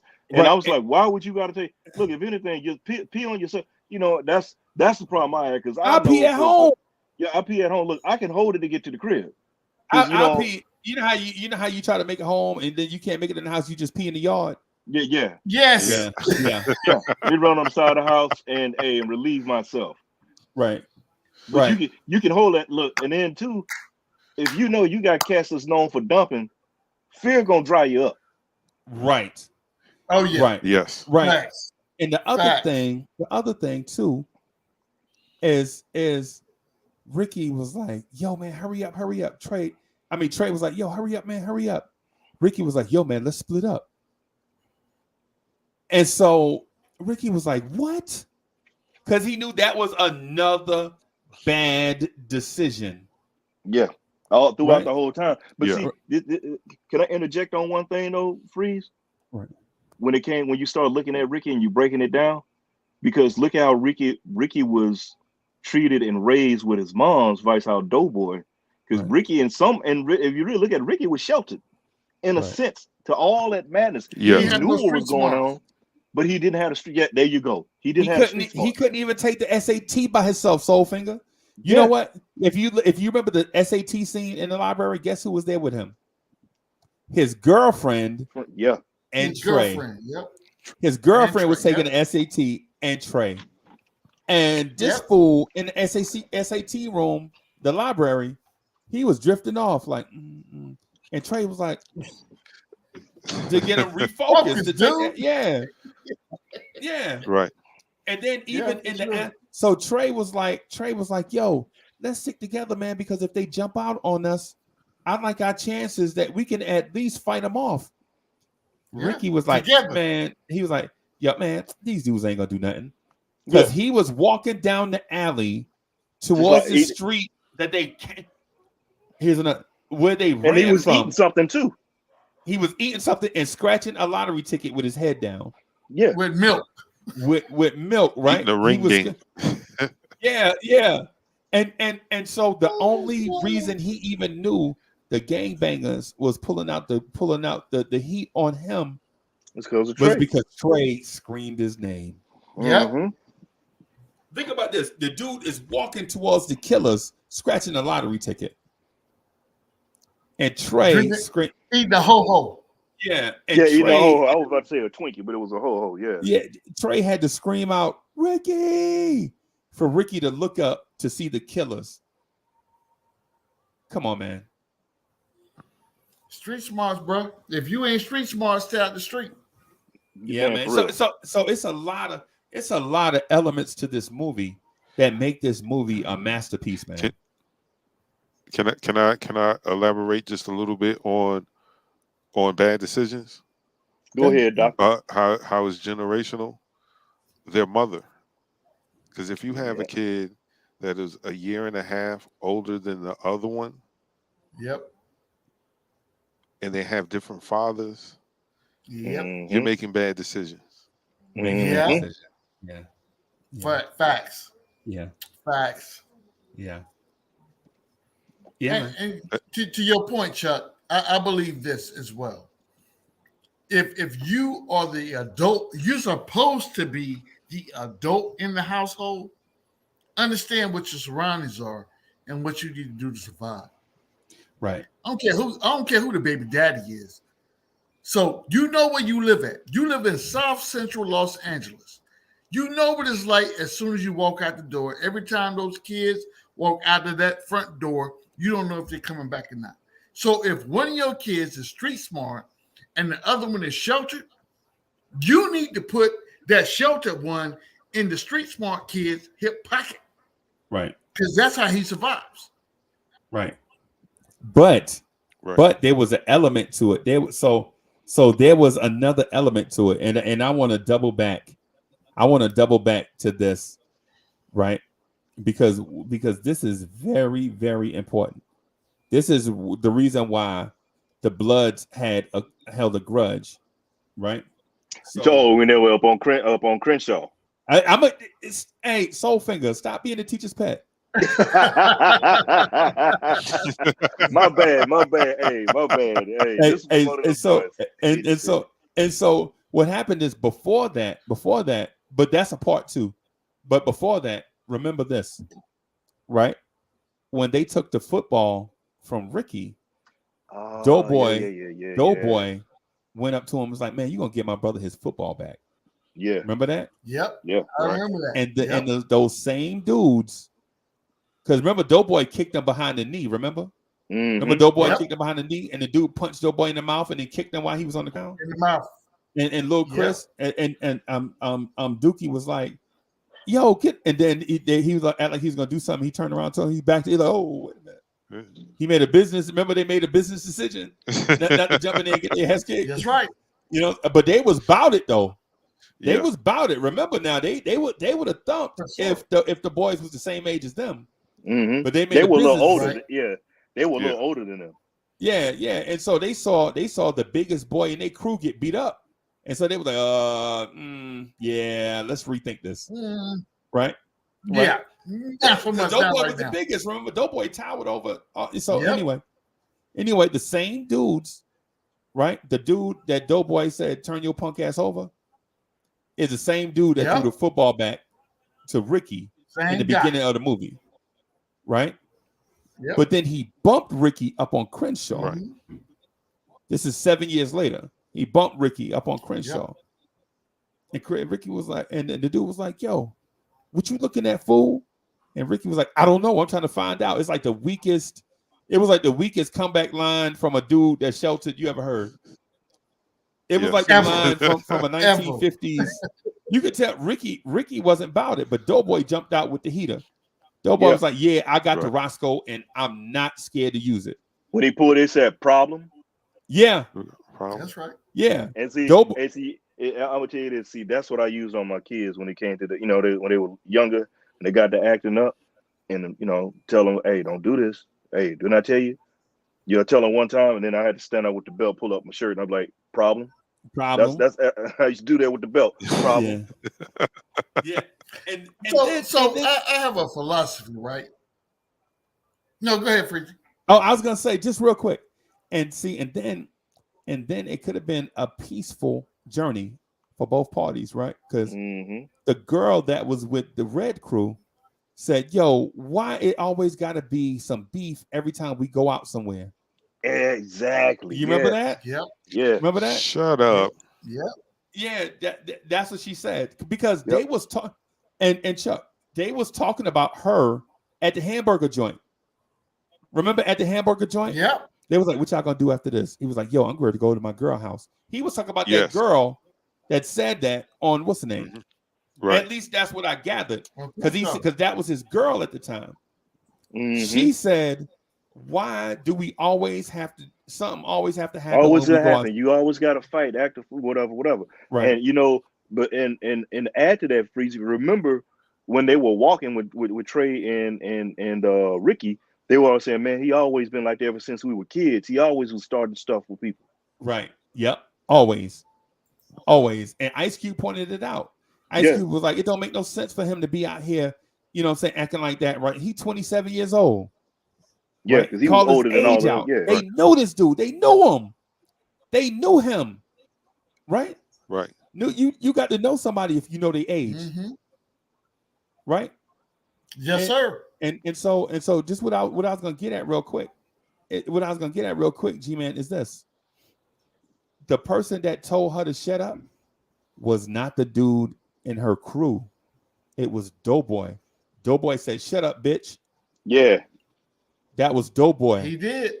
So yeah, he Doughboy, did. Doughboy, Sure did. so Doughboy, think about this. Doughboy flashed to Roscoe and he cussed out the dude girlfriend. Right? That's disrespect on both ends. Yeah. Right. So now can you blame this dude? On both ends. I mean, we talking about street rules. Some things you can't come back from. Right. Yeah. Oh, you got to die. But he was supposed to get it right then and there. You got to punk me, and then you cuss my girl out at the same time. You got to die. But Chuck, you right, couldn't get him right then and there, Chuck, because Doughboy had the heater. Remember, they didn't have the heat on him. Yeah, they caught them. They didn't have a strap on them. Right, That's but true. when he went back and got that AK but and he shot pulled in out, the air, but he pulled out the ooh-wop and let the ooh-wop off in the when they rolled out. Yeah, they rolled out and they were spraying it in the air. Yeah, that ooh-wop was singing too. So Chuck, I'm glad you said that, and this is my point. And I don't know if it's just me, right? So I've been on this earth for over half a century. Yep. And I'm telling you right now, anytime I find myself in a situation to where I have to resort to that type of action, I'm not shooting in the air, bro. Right. We'll see. Yeah, and I'm not finna shoot the main you either. They'll put you in the hospital for a couple of days. So when I have an interaction with you, guess what's finna happen? It's about to be some slow singing and flower bringing going on. Yeah, but I ain't got to worry about you coming back knocking on my door. Right. I ain't about that life, bro. But this is what to get back to. I'm not going to stray from the movie, but this is and I understand the message that Furious was bringing to the panel, to the kids they were talking to. But if I'm a hood dad and I'm talking to my son that's got to go out that front door every day, and I want to see him come back, what I'm telling him is this: do whatever you need to do to survive. Yeah. Period. Until I can get you out of this environment. But right now, where we are, these are the rules of engagement. When engaged, this is what you do. You can't bring marshmallows to a snowball fight and expect to win. Because the people with the snowballs, guess what's in them snowballs? Bricks and rocks. Right. And you throwing marshmallows. Man, stop playing with me right now. Don't get me on this tangent, Freezy. Look, you know I'm away from home. I'm sensitive right now. Man, look, I'm a pout. I'm going to go in the corner and pout right now. Watch this. Right. Okay, so can we back up to when Trey leaves the cookout and he takes the baby out the street, and that same Excel pulls up and the guy pulls out the gun, doesn't do anything. Yeah, he pulled a piece out on him. Yeah. Right.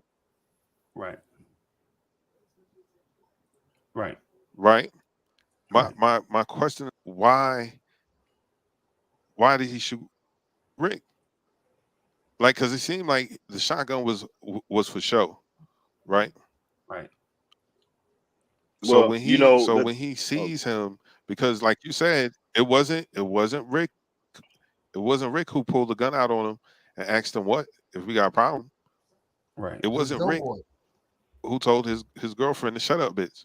Right. Yep. Mm-hmm. Okay.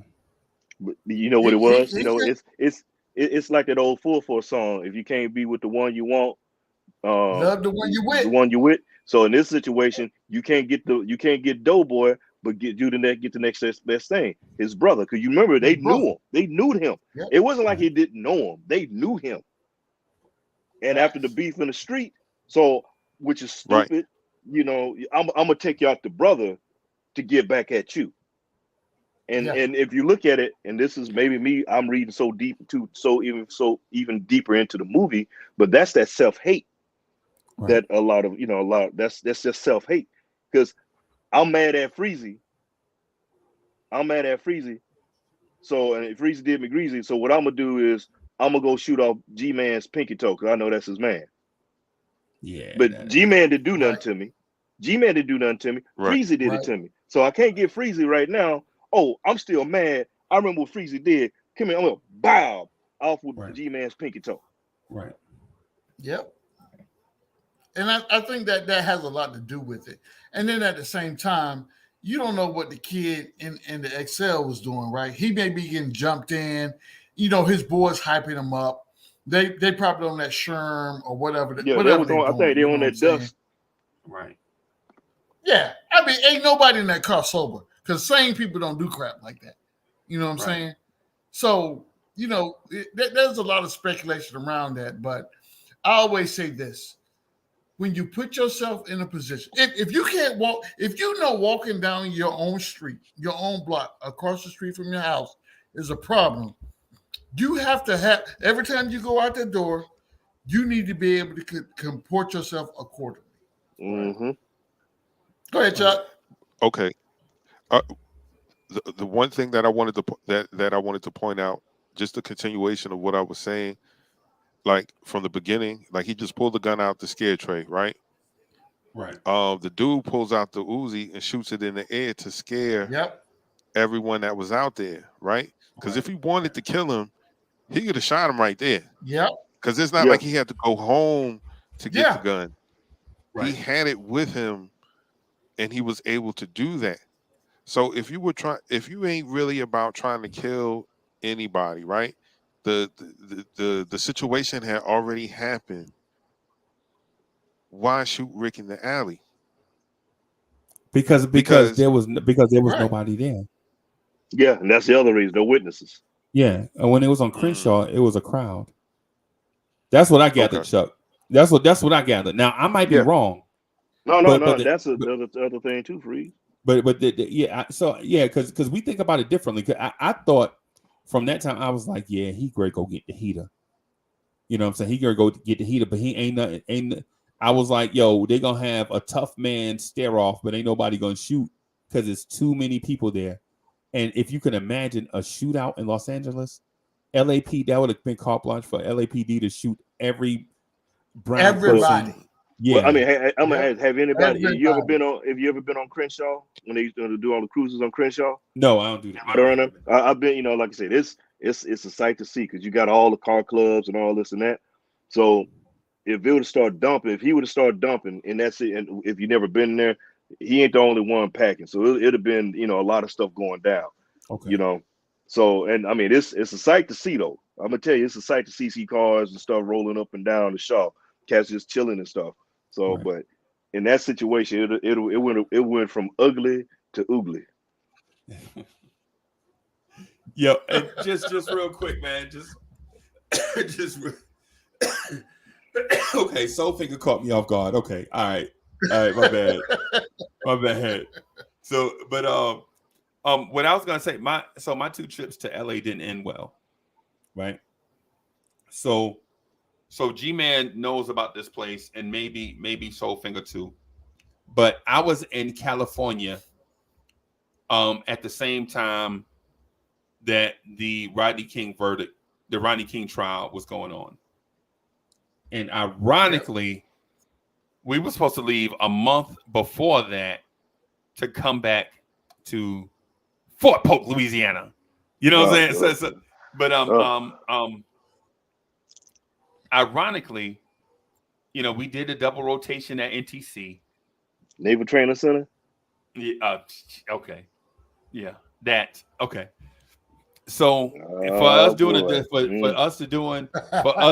a double rotation at NTC, the post commander gave us an all-day, all expenses paid trip to Disney World or Disneyland, whichever one of them is in Orange, California. Right? Yeah, Disneyland. So we cruising from Las Vegas, Nevada, right? On a bus, right? To Disneyland. And before we can we doing all this riding, and we hear the comms on the radio go out. Everybody, you know how you talking, you're like, this is such and such. Roger that. This is such and such. Over. Oh, you know how you talk on the on the radio. The radio go out. Yep. Like what? That's strange. Turn around. That's strange. You know what I'm saying? And so we get to this place outside of Anaheim, and the sky is on fire. Orange. Yep. So Chuck, when we get there, we always see. So the ground ain't shaking. The ground ain't shaking like this. But it's all you can see is Los Angeles, California is on fire. Right? And so this dude comes running. And the bus have those big ass plate glass windows in the front of it. That if you on the back of the bus, you can lean like this and you can see the road. And so this dude comes and jumps into the glass, like, turn around, go. Them N-words is burning down the city. Right? And we like, what? N-words burning down the city. Yep. And so our bus driver, he ain't from the places that we from. You can tell. He ain't from these places, because anytime an apocalyptic event, you driving down the highway and then all of a sudden traffic stopped for 2 hours. And some crazy dude jump on your window. Them N-words burning down. Our bus driver opened the door. This is how I know he's from the hood. This is how I know he ain't from the hood.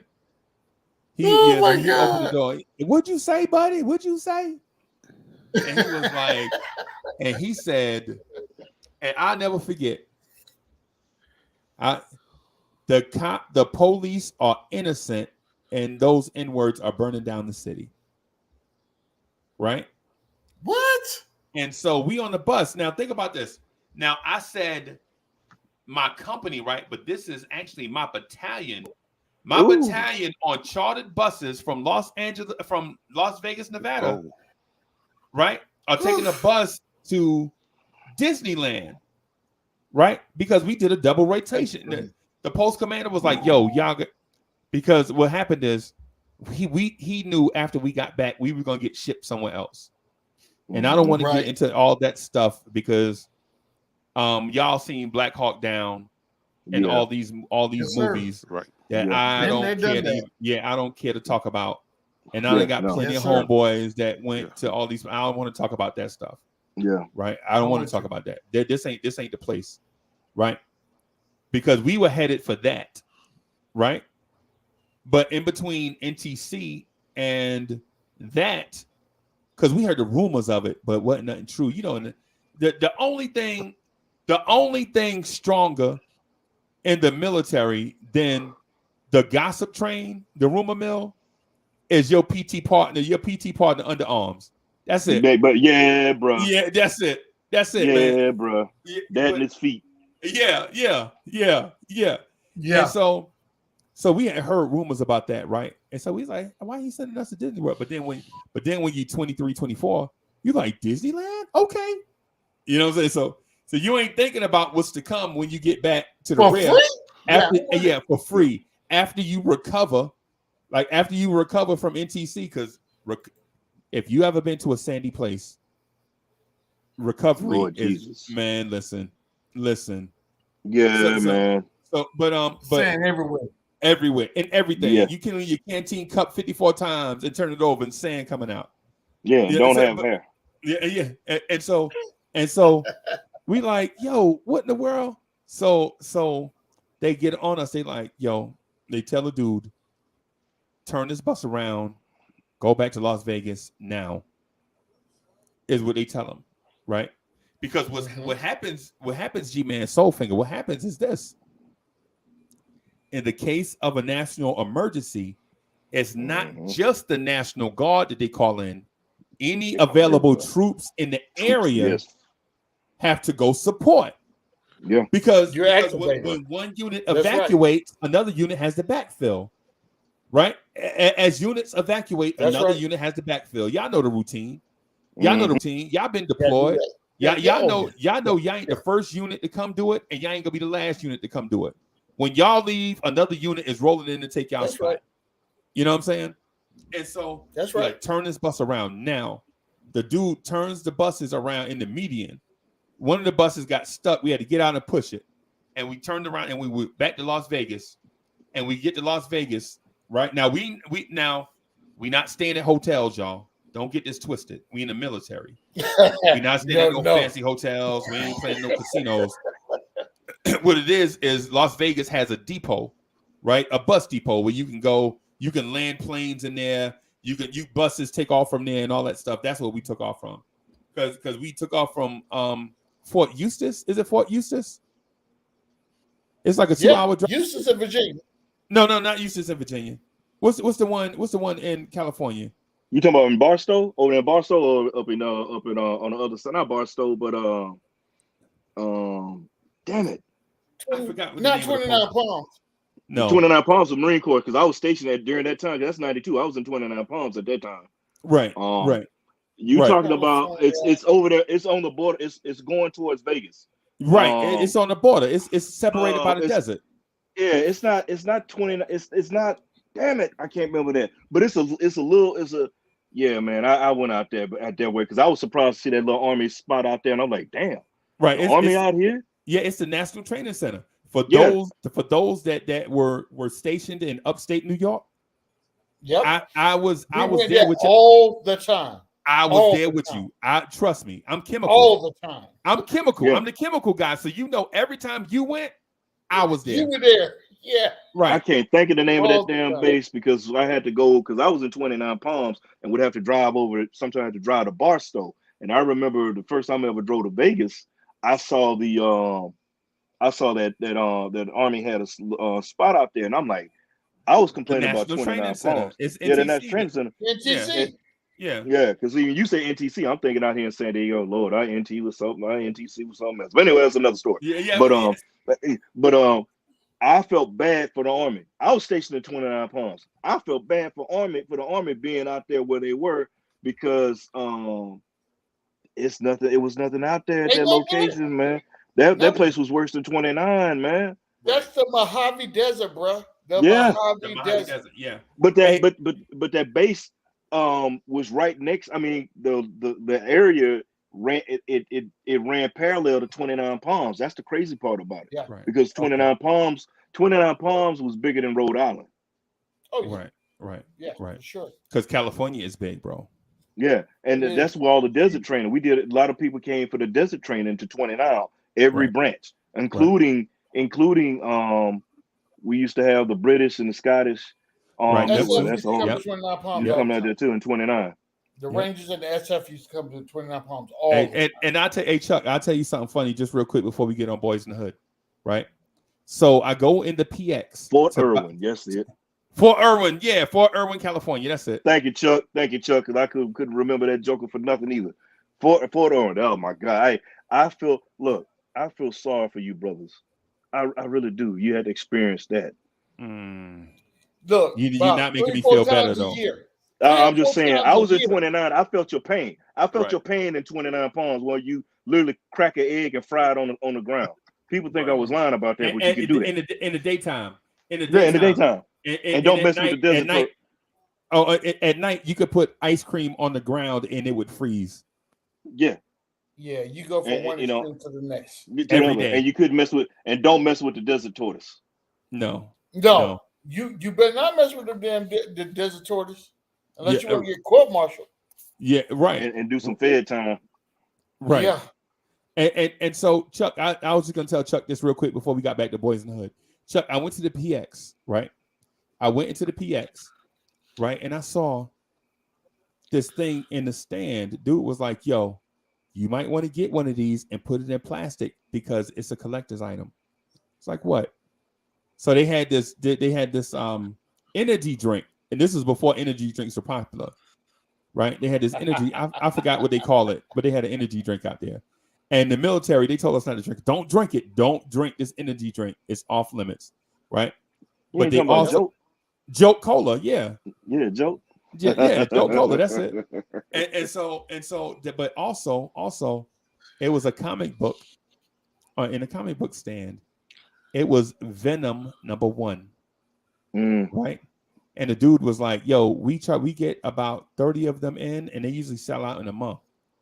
And so, me knowing the MCU, I grabbed all 30, Chuck. I spent $100 in the PX on comic books of the same one. Venom #1, right? I go back and why I'm not a millionaire right now is because a girlfriend of mine, an ex-girlfriend of mine, set all my comic books on fire. No. In the house. No. Yes. No. Hey, I feel your pain. Like 15 years later. No, that's about 5 years later. About 5 years later, a girlfriend of mine set all those comic books on fire. Her name is Mocha. Yeah. Wow. She said, yeah, and I cussed her. I was like, you that mad? What did you do? I don't know, man. It was the 90s. I probably called. Yeah, you did do something. Come on, bro. Man, look, you make me think about what I lost. Because Freezy, I had, because I was collecting comics, and I was with, at my time, my firstborn's mom. Right. She was Navy too, and when we split and everything, man, I had like 3 first issues of Spawn, 3 first issues, I had the Todd McFarlane Venom and all like that, his cover art and all like that. I had some stuff that's worth money right now. Gone. Lost all that. Yep. Bro. Venom #1. And I just looked it up, right? Just to make sure I got the thing right. Yep. Venom #1, 1993. Yep. So I might have the timelines and stuff wrong, but I definitely bought 10, maybe 20 Venom #1s and brought them back from Fort Irwin, California to Fort Polk, Louisiana. And I had them for years. I had that and a mint condition Red Hot Chili Peppers tape, never opened. Which one? Blood Sugar Sex Magic? I think it was a first joint. Yeah, the red and white one, the black and white joint. I can't remember. I think it had this song on it that everybody liked. Under the Bridge. Probably. That's Blood Sugar Sex Magic. Yeah. The reason I remember that because we used to play that in sick bay all the time. My man Sam, I had a Sam I Am look like Henry Rollins. That was my right hand man. Used to play that all the time. Tell me, what's it? In the Heat of the Night? No, he was he's been in a few things. He was a punk rocker, but my man looked just like Henry Rollins. I'm trying to think of a recent movie. I might have to look and see a movie. I'll shoot you a movie while look for a movie that he's been in and while you're talking. Okay. Yeah, man. And so to wrap up. That Henry Rollins. Okay. I thought you was talking about a man from In the Heat of the Night. No. He looked like Henry Rollins, though, my man. But yeah, but just real quick to wrap up the Boyz N The Hood talk, right? So there is one other underlying story in this movie is revenge. Yeah. Right? Revenge. And another underlying storyline or topic or subject is unfulfilled promise. Mm-hmm. Right? And so part of the unfulfilled promise thing is the day Ricky died, his mom's opens the letter from the SAT people. And it shows that Ricky got a 710 on the SAT and that he could go to USC to play football in the fall. Yeah, man. Yeah. That when I saw that hurt, bro. Because I remember watching in the movie and they showed the screen, and everybody in the theater was like, "Oh, damn." Yeah. And you heard him, and you heard some people in the movie. You know, you heard some people crying in the movie, like, you know, trying to hold it back. That snip, because whatever, man. That was the worst part. And that was my cousin. He bigger than me. He was like, I was like, I know your big ass ain't over there crying. Yeah, man. So so the revenge part. Oh, go ahead, Chuck.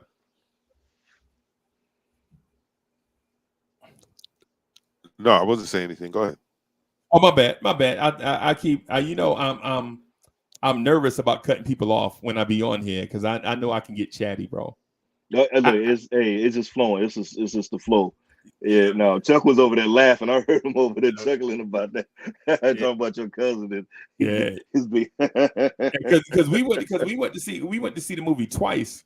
Because I took my girl to go see it because I didn't really want to see it. I wanted to see Jungle Fever, and she was like, "Man, Jungle Fever gonna be whack."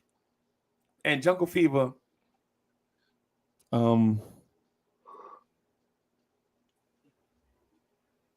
was not good.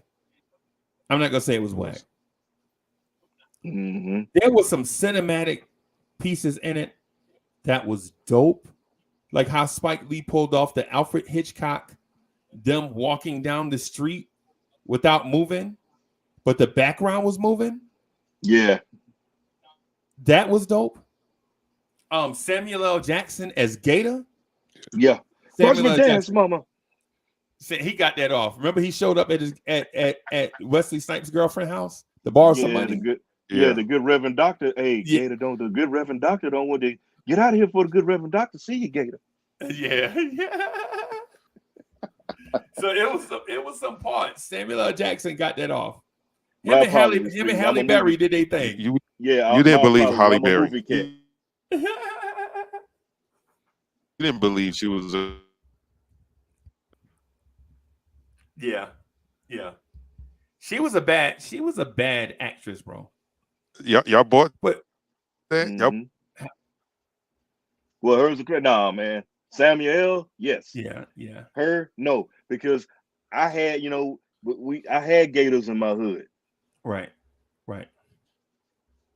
Mama, what you needed with that TV anyway? You watch too much TV. Remember that? Mm-hmm. Yeah, man. So it was it was a bunch of stuff. But what I wanted to, one of the things I wanted to get to about this movie is the terrible acting of Cuba Gooding Jr. Man, look, it's my favorite scene, and I reference it still to this day in certain situations. Right. Is afterwards when he's swinging at the air. Yeah, punching the air. Yeah.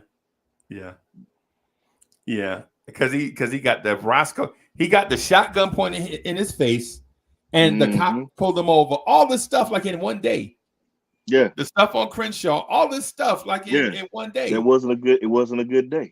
Right. And so Chuck, that's why I was getting to that point of that kid needed counseling. Remember Soul Thing when I mentioned that a couple hours ago? About how my man did need counseling. The teacher asked the mom, Miss Reva, if her and Trey needed counseling, and Reva got mad. What she should have did was say, "Hey, listen, you could have asked me that in a better way, but I would consider it. Not yes, but I'll monitor this baby to see if he needs some counseling." Because that scene where Trey broke down and tried to pull it. So here's the thing. I think Cuba Gooding Jr. in this movie tried to be too much Denzel Washington. When you say it, put it that way, yeah. But it was too Denzel-y. right? What was his real acting experience other than being the guy getting his hair cut and coming to America? And Coming to We America, ain't seen him in nothing else. Yeah. yeah. But his pops was in the entertainment business though, bro. Yeah. His pops was a singer in not the Manhattans, not the No. Chi-Lites, but is it the Drifters? Oh, let me see. Cuba Gooding was. Let me see if I can find it. Oh.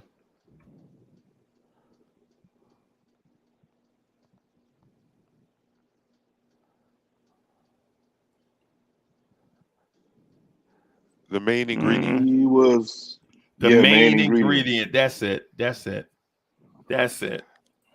Yeah, but there was What a does it have Michael to do with Jordan him, and a right? Marcus Jordan too.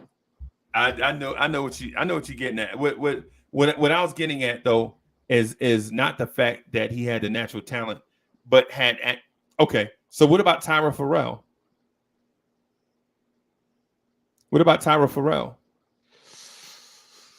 Tyra Farrell played the mama of Ricky and Doughboy. Right. Yeah. Right. And she was, look. She didn't have a pedigree, but she No. was super believable in her part. Yes. Right. Lawrence Fishburne, super believable in his part.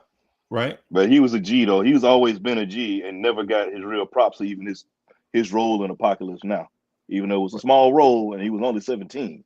Right. But he was always a hell of a. I give him that. Yeah. Right. But or when he was the cowboy on Pee-wee's Playhouse. Oh yeah, man, Cowboy Curtis. Cowboy Curtis. Yeah. Cowboy Curtis with the Jerry curl, baby. Yeah, man. And so what I'm getting at with Cuba Gooding Jr., somebody should have been like, this dude ain't it. Right? This dude, he ain't it. Because at the cookout, remember when Brandy came to talk to him, like, why didn't you call me? That scene where he walked away. Mm-hmm. That was the worst acting. Yo, I would rather, man, put Nas in that part. Let Nas play Trey. Wow. Yeah. Nas is a better actor than Cuba Gooding Jr. in that movie. The dude that played Bubba Gump Shrimp. Put him in that role. He was a better actor than Trey in that role, man. I don't want to use my favorite word, whack, right? But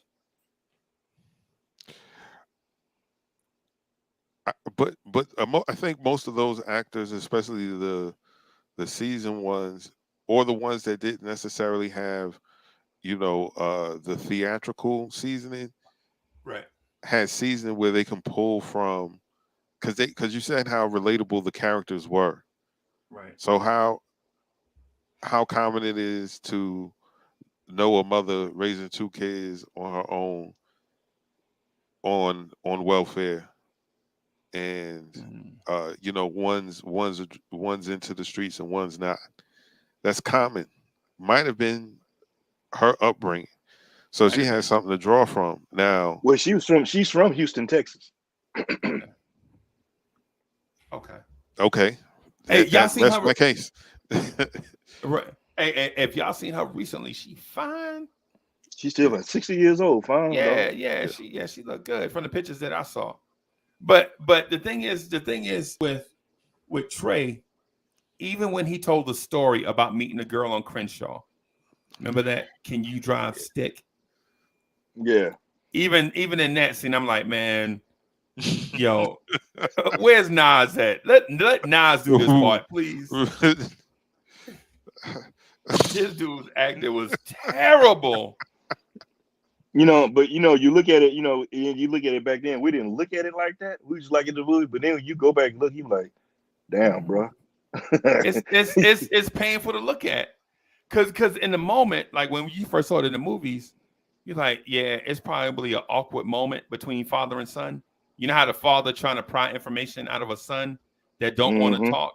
You know them awkward moments. But nah, when you go back and look at them all, you're like, ugh. Because when you look at young Trey, Young Trey didn't have those weird, awkward moments on the screen. And I know the subject matter was different. You know what I'm saying? But Young Trey at least looked like he belonged, man.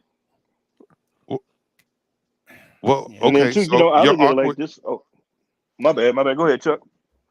Just one quick thing. Your awkward phase is usually in your teenage phases, right? Mm-hmm. If you're gonna go through one, it's usually in your teenage phase. So that could explain why Trey at 17 was, because he was trying to live um, a Dual life. dual life, Right. being friends with Dope, but then also being the guy who's responsible because his dad makes him responsible. I got a job at the Fox Hill Mall. You know what I mean? So he trying to be part gangster, Mm-hmm. That was a point. That was a part banging player, mom. part player, right? And part daddy's boy. Yeah. Right. Yeah, but what I'm getting to is not the awkward phase. What I'm talking about is I think a good actor could have pulled off the awkwardness. Well, and I look at it like, oh, my bad, Freeze. I was just gonna say, man, I think Trey. I mean, I just think Cuba Gooding Jr. in that part, because even Morris Chestnut pulled off a believable Ricky. Yeah, I think that is being that where he came from, he couldn't totally relate to the character. Okay, you know what I'm saying? When you put it like that, maybe he couldn't totally relate to him because, I mean, it is not saying much. Your pop was, was an entertainment at this time, but you were, different things. Unless some of the actors could relate to things like Q being Doughboy and from Compton could tap into who he was. He could be pretty much what he, grew up around and seen. right.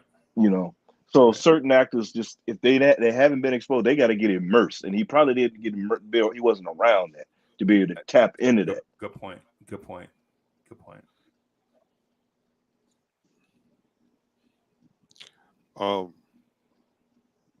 Just on a side note, this has nothing to do with the movie, but his brother Omar played a way better hood dude than he did. Oh Ever. man, yeah.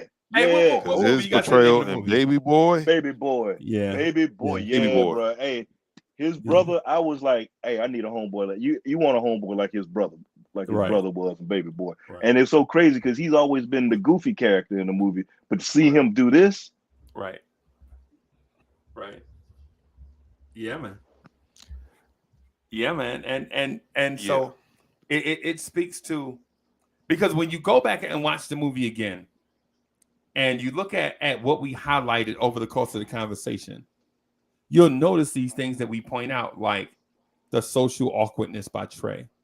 mm-hmm. Right? You'll notice the laziness of Rick. Is it laziness or is it confliction? Because at 17, it's okay for you to be conflicted. You don't have to be the man that people want you to be. It's okay to be the man that God wants you to be. Right? It's okay to do that. And it's okay to tell people no. Just because I'm good at this one thing don't mean I love it. Right. Yeah. You know what I'm saying? And he's 17. He's 17 trying to be a man. Right. Because there is an absence of men. Yeah. You trying to be a man, but don't know how to be a man because you didn't have a man to show you what being a man is. The only other man representation of a man you've seen was Furious Styles. And every time Ricky talked, because I noted every time Ricky spoke about Trey's dad, he was like, "Oh boy, man, y'all should have been there to hear Furious." Yeah. Ricky says that in the movie. Right? Oh man, you should have been there to hear Furious. You know what I'm saying? And in the beginning of the movie, or the middle of the movie, I guess, Ricky's mom sees Trey and is like, "Yo, try to hang around Darren so some of that goodness that Furious put on you can rub off on him." Remember that? At the cookout, at the beginning of the cookout? Yeah. So I wanna wrap up the Boyz N The Hood talk here. Y'all got anything else y'all want to throw in?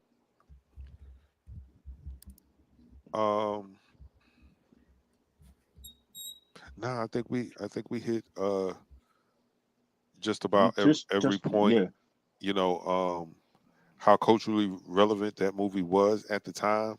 Like it struck a chord, it hit a nerve, and it still applies to this day. exactly. Right. And my only question is, when does the cycle end? You know, and that's a good one, Chuck. I would put it like this: it's going to have to come down to us men as a whole. You know, we got to come to men as a whole to take to get back in the community and help and take charge and try to. You know, it's hard because a lot of times these young cats, it's not that they don't want to listen, they just don't know how or how to get anybody to come at them the right way. Because think about it, you got a neighborhood full of doughboys who's been feeling they one way, been attacked or whatever, or put down, and you coming to them, they don't know how to relate to that. They only know how to relate. You got the guard up. Is everything is a war. You're ready to fight and attack. Right. You know, so you have to have the time and the patience to deal with that. Now, granted, I don't have the greatest patience in the world, but I do try to help. I've tried to help because I could have gone one or two ways. You know what I'm saying? I was one of those. Yeah, I was blessed to have my pop in the house. I had my mom and pop in the house. I was one of the only kids on the street that had. And I look back, they had a mom and a pop. Matter of fact, when I think about it, it was maybe three, 4. I mean, just on that was. I mean, the whole street, not just my block, the whole street. You had the mom and the pop in the house. Right. Other than that, it was a lot of single moms with the kids. This is what we grew up. It was a norm. So you know, it's as men, we have to take a round turn and get the community back and take around and help the young fellas, man, and try to get and start off with little young kids, man. That's one reason I try to do stuff with the school and with my son at his school, or if I get a chance, or even with my daughter with her situation, because a lot of the girls on our team, you know, a lot of girls on the team, they didn't have a lot of parent participation. Okay. You know, so just trying to be there, not trying to be a father, but be a role model and just, you know, just talk to them. You know, even a young lady, hey, don't let no cat talk to you crazy and reckless and call you this and that or put you down. Hey, little man, you don't have to go out there and do what you're doing like that, man. Don't let nobody talk to you this way. You hold your head up high and you do what you got to do. Education is key. You know, I still preach the same old school lessons, things that I was taught, because you could lose everything. But one thing my grandmother said, they can take your car, they can take a house, but one thing they can't take is that education. And that education can get you back a bigger house and a better car. Right. Man. Yo, that's deep, man. That's deep. Let me ask y'all. Because like what I like to do at the end of these movies, man. What I like to do at the end of these movies is talk about the releases of that year and how well the movie itself was received, and was it a societal reception, or was it because movies that came out at that time was substandard and pushed a certain movie to the fore, or were movies box office smashes and hid these movies away, right? So what I want to do is speak to a few movies that came out in 1991, and y'all tell me what y'all think. Okay. All right. So okay. In 1991, the movie Point Break was released. The Silence of the Lambs was released. Okay. New Jack City was released. Yeah. Backdraft was released.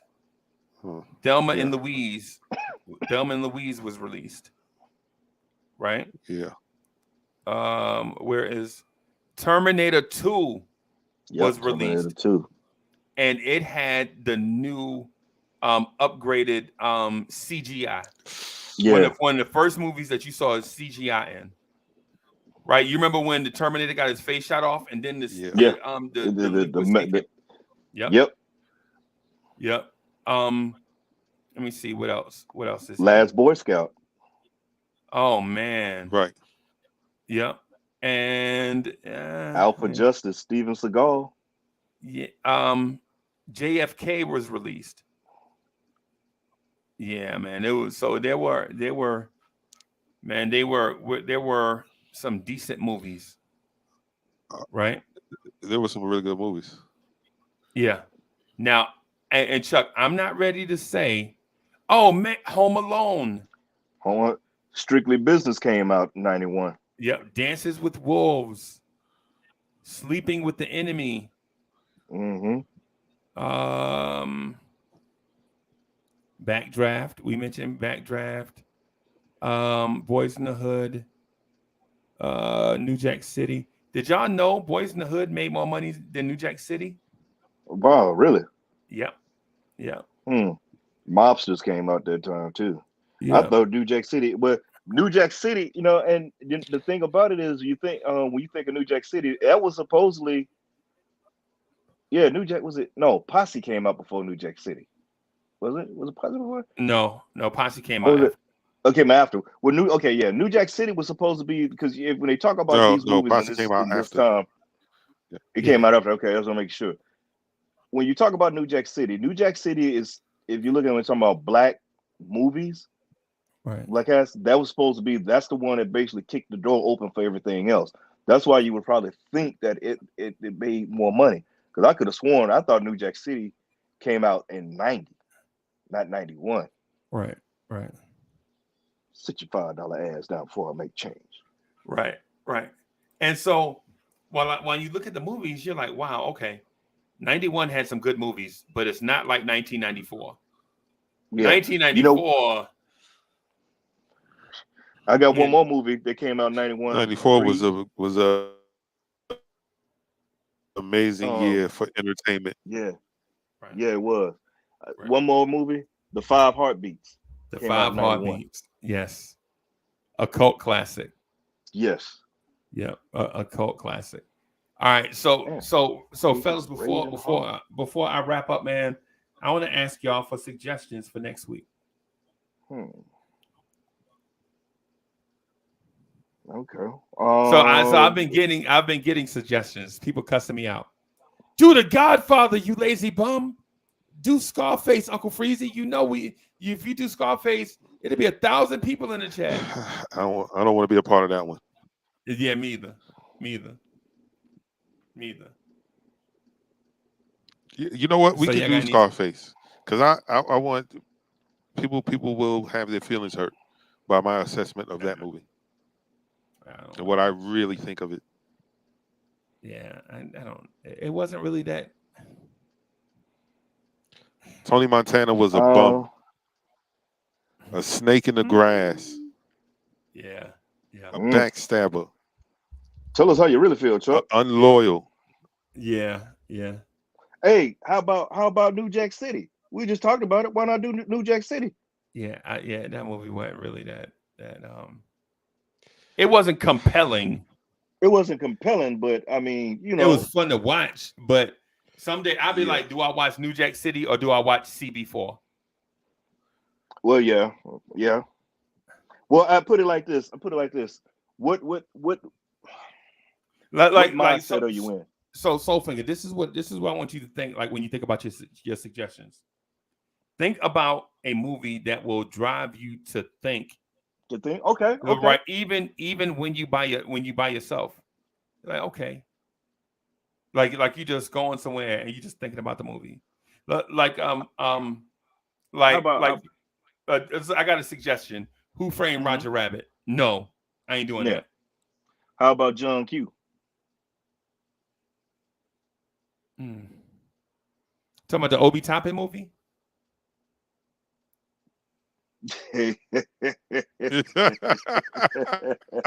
Somebody need a heart transplant? Yeah. So maybe not John. What about Philadelphia? That's something you got right there. Does Philadelphia make you think?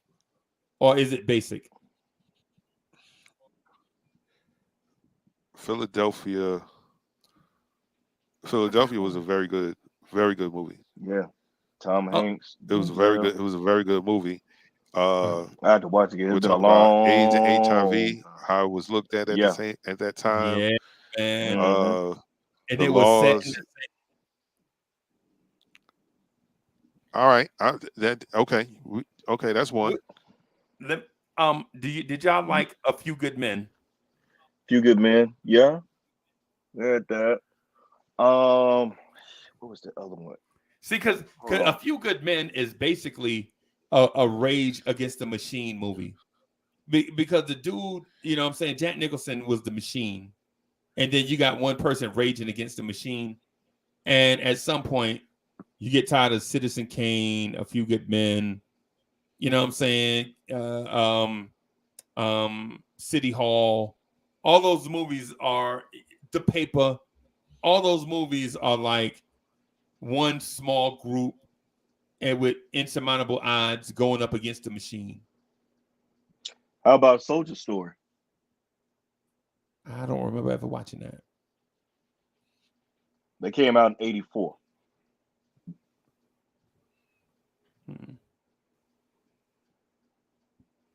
What am I don't know. I'm open to just about anything as long as it's a good movie, as long as I can stay seated long enough to watch it. All right, well, hold on, let me pull it up so I can give you the exact.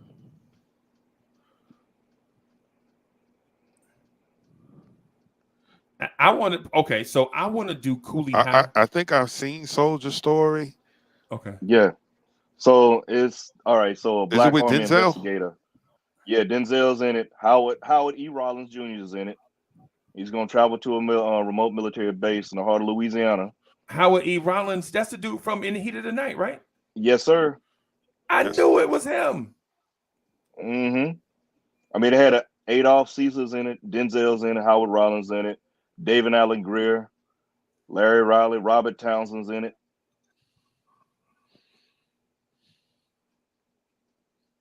Shit. Mike Williams is even in it, a young Mike Williams. Okay. And it's taking place around the time of World War II. Okay. Okay. I'll tell you what. Let's take these suggestions and do a poll, like put it on Twitter.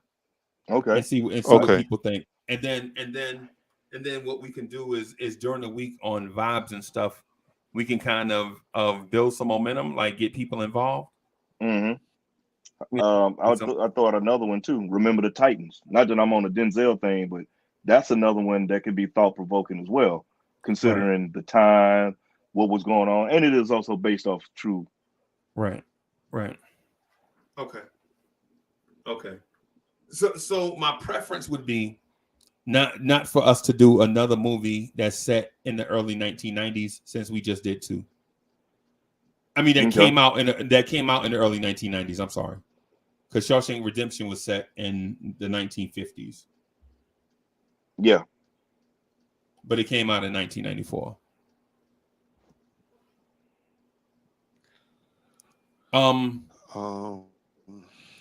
So somebody told me Carlito's Way. I like the movie. I like that. It's a pretty good movie. I like the movie, but I don't want to review it because it ain't talking about nothing. It's a good movie, but it ain't. It's the same template, like, and such and such kid, such and such street. You got to know the code of the streets and such. Yeah. What about Bronx Tale? That was a pretty good one. That was a great movie. That's a damn good movie. I like that. Was a real good movie. Yeah. On the low, I personally don't think it got the love it should have gotten, but it was a good movie. Especially, I mean, Robert De Niro was in it, and the way he acted he gave it to business. That was low key one of my. That's a forgotten favorite of mine too. I forgot about that one. Bronx Tale was a good joint too. Okay. Yeah, I like that movie Heat. With De Niro, Val Kilmer, and Pacino. Yeah. Shit, man, does a bear take a crap in the woods and wipe his backside with a white rabbit? Hey, man. Watch out, White Rabbit. I'm telling you, hey, get in on that too. I got that on Blu-ray. That is in the collect. Yeah, man. Hey, so John Talento says 11:14. I think I've seen that. Hold on, 11:14. What did it? Damn it. Yeah, I think I've seen 11:14. Patrick Swayze is in it.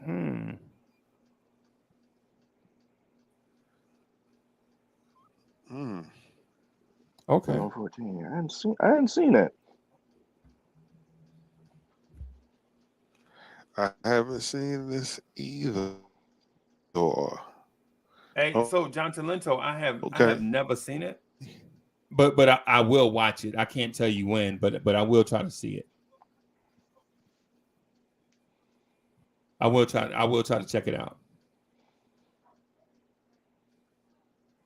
Now, would you also be looking at? Are you looking at what genres are you going? You looking at anything like? Would you go in like action, or you going to more? You look for more thought provoking movies, correct?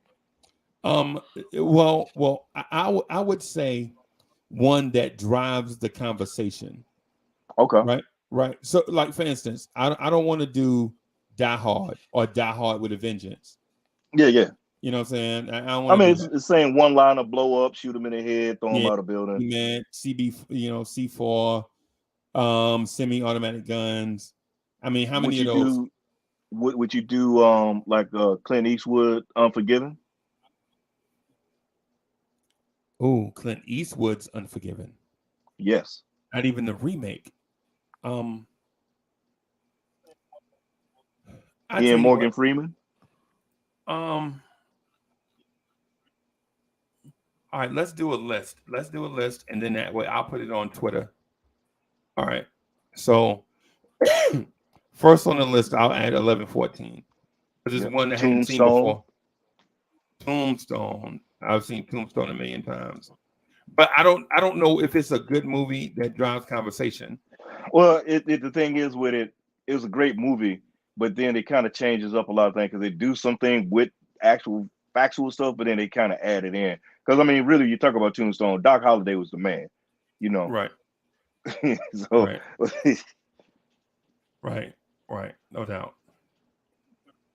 But Unforgiven, I think you could talk that one would be something the way that the whole situation, the way everything goes down. Right. If you got any suggestions? I was just throwing some stuff out. What you got, Chuck? I know you. Hey, Chuck, you like that? You like a diabolical thinker where you come up with stuff. So I know you got something ready to throw out of the bag. I mean, it's been talked about ad nauseum. I was going to say the original Matrix. The Matrix. Good. That's a good one. The first one. Hey, that did some mental trips on some folk. Yeah. The Matrix. That's a great suggestion, man. Right. Hey, so I'm gonna add A Few Good Men, okay, to this list. Okay.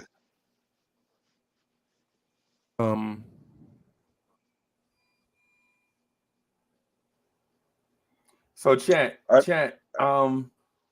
Hey, give me some suggestions because we got a few suggestions for the. Also, Duque said Players Club. Dollar Bill. Bucket naked. I was even thinking about what maybe something with a post-apocalyptic, something that survival type, the people in the situation, with movies like that. I mean, especially considering with all the mess that's going on now. Right.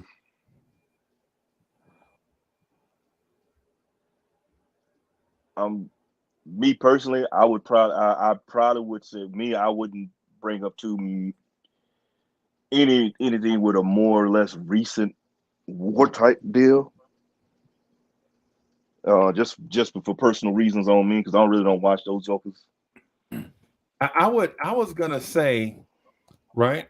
I was gonna say just real quick that a movie that we could probably look at and is polarizing, something for us to talk about for a couple of hours, is what is it? The Dark Knight, the Batman movie. Yeah. And the reason being, because I don't want to just do comic book movies, right? But unlike Superman movies, there is an element of twisted that you get caught up in, because depending on your personality, you may root for the Joker or you may root for Batman.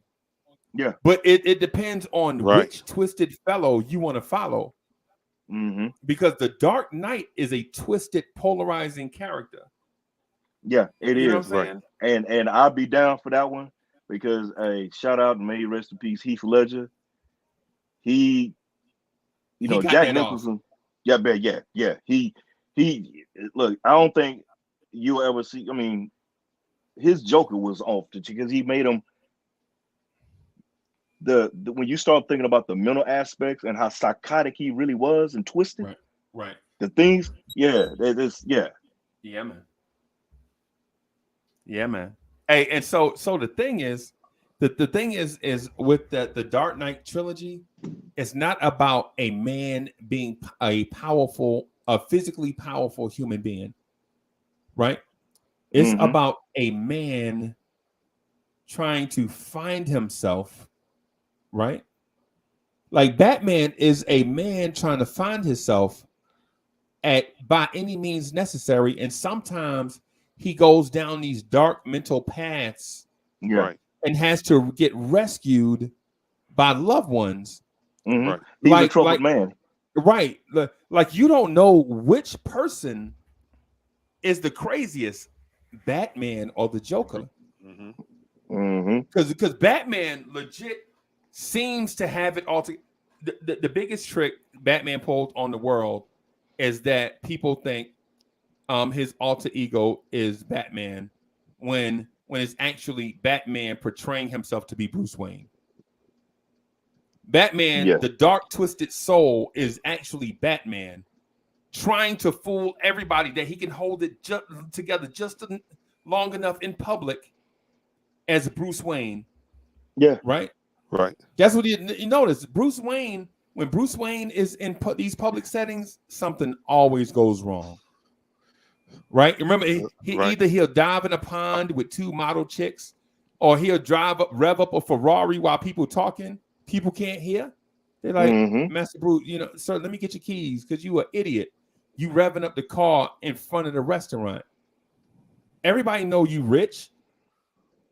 You sitting at a dinner table and you soaking wet. It's like we can definitely do that, because it's layers to that movie, even that, especially the dynamic of Batman and the Joker, that we can just that alone we can dive into and have a 3-hour discussion of what really separates the Joker from Batman. And then at the end of that conversation, you know what we're gonna say? Nothing. Yeah. Nothing separates them. One dude, a thin blue line, the law. That's it. The Joker don't care about crime, and Batman cares just enough to stay out of jail. Yeah. Right. That's it. Hey, and I got another movie for you, Freeze. Okay. Maybe. Dead President.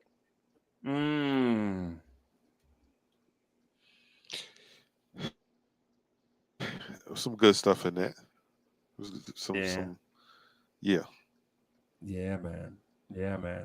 So what about some mainstream movies? Yeah, that was a good one. Okay.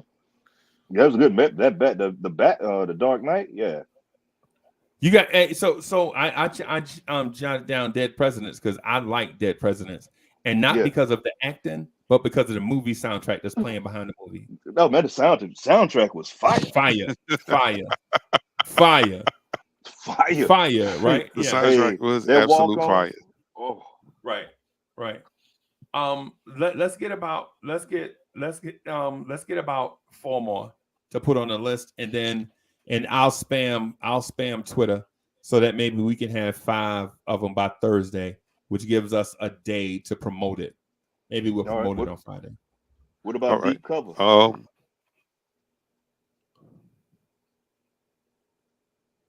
You said Deep Cover? Yeah, Deep Cover. I don't know. I don't know, because I don't remember that movie forcing me to think about nothing. Like it was a good movie. Yeah. Lawrence Fishburne, right? Yeah. He went undercover, deep undercover. How they went about selecting him and what he had to do what he did, and the mental change and flips. Right. That's what got me about it. How he had to flip the script and actually become what he hated. Right. What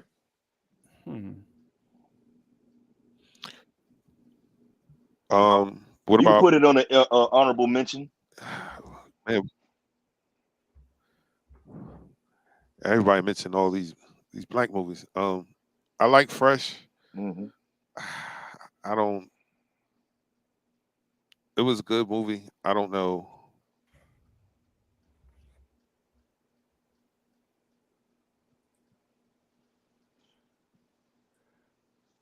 I don't know. My curveball is The Last Emperor. Okay. That is not animated, right? No. The Last Emperor. Tom Cruise. No. That was The Last Samurai. You there, Last Samurai? Okay. Okay.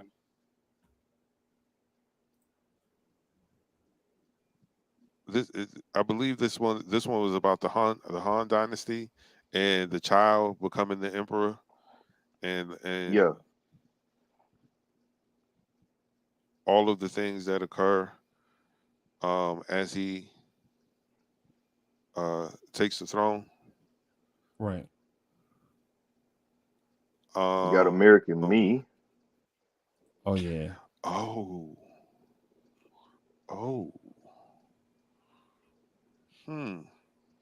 Don't look at me, puppet. Don't look at me.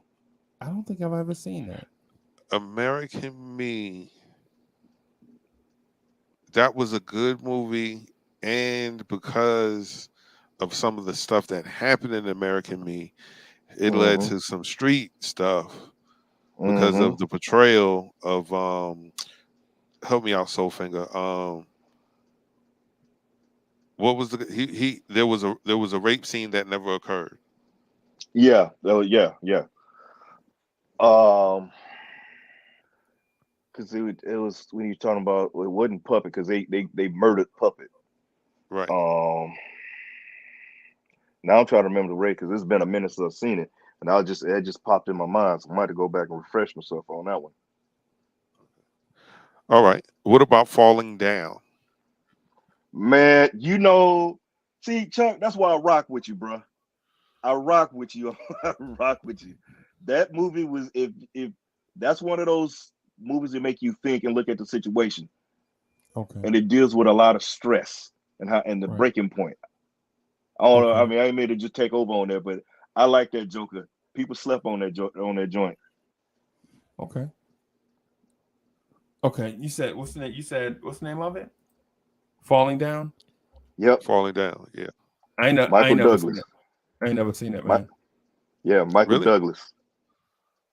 I mean, yeah. So we got room for one more movie. You got Heat already, right? So yeah. Heat is up here. The Matrix. Alien, no. Hack and Slash was on. I don't want to stay away because we got too many of these movies and stuff like that. I want to do Rocky at some point. I just don't want to do Rocky this week. Yeah. I want to do Rocky, right? Because the movie, Rocky is got a lot of weird street characters that are complex. Yeah. Right? Like, well, yo, why y'all keep making these dumbass decisions? Right? Like, why does everybody keep making these dumbass decisions? You know what I'm saying? But then at the same time, you're like, why don't you stretch yourself? So it's like it's perplexing. Like Adrian, come on. You can't really be that simple. Why don't you stretch yourself? You know what I'm saying? Why don't you go get another job? Why you got to work in a pet store? You know what I'm saying? Your brother Paulie, what does he really do? He the butcher? I mean, it's everyday people with complex problems that are, well, I don't know, maybe not. Maybe not. What about old No Country for Old Men? That was a good movie. No Country for Old Men. Let's add it to the list. That was a good movie. Okay. So if we add No Country for Old Men, that'll seal the list for this week, right? Yeah, and then let everybody figure out which one. Right. Exactly. So we have 11 movies, right? And they are 11-14, Tombstone, Unforgiven, The Matrix, A Few Good Men, Heat, The Dark Knight, Dead Presidents, Deep Cover, The Last Emperor, Falling Down, and No Country for Old Men. Yeah, Y'all satisfied with that list? That's that's a wide variety as well. Right. And whatever gets the most hits, be the one. Okay. Just and then, like you said, let me, we can get out there and look at it ahead of time. Get it in, and man, look, I pull out the Fire Stick and check out what I'm gonna check out, or so. Right. Or see what I got to collect. Right. No doubt. I'm with you. So we'll rock with these 11. I'll post them to Twitter in a little while. Can't do it right now because I'm tipsy. I don't like social media when I'm tipsy. Not bad for sure. Word. You know what I'm saying? I don't like to be tipsy freezy. You know what I'm saying? I had a where is it? Damn, I done lost the bottle. Am I drunk? I see. Next time you gonna have me break out my bottle of moonshine. Yeah, man. Yo, you know how you ever been so high or so drunk? You like, where the hell I put my shoes at? Oh man, yeah. And the question should be, why did I take my shoes off? But you were asking, where did I put my shoes at? Yeah, see, that's funny you said that, Free, because I got so high. I got so high one time at my boy's house. We had a little kicking and everything. We had a little party over there, and a lady was like, "All right, let's roll." I said, "All right, hold on, I gotta go use the bathroom."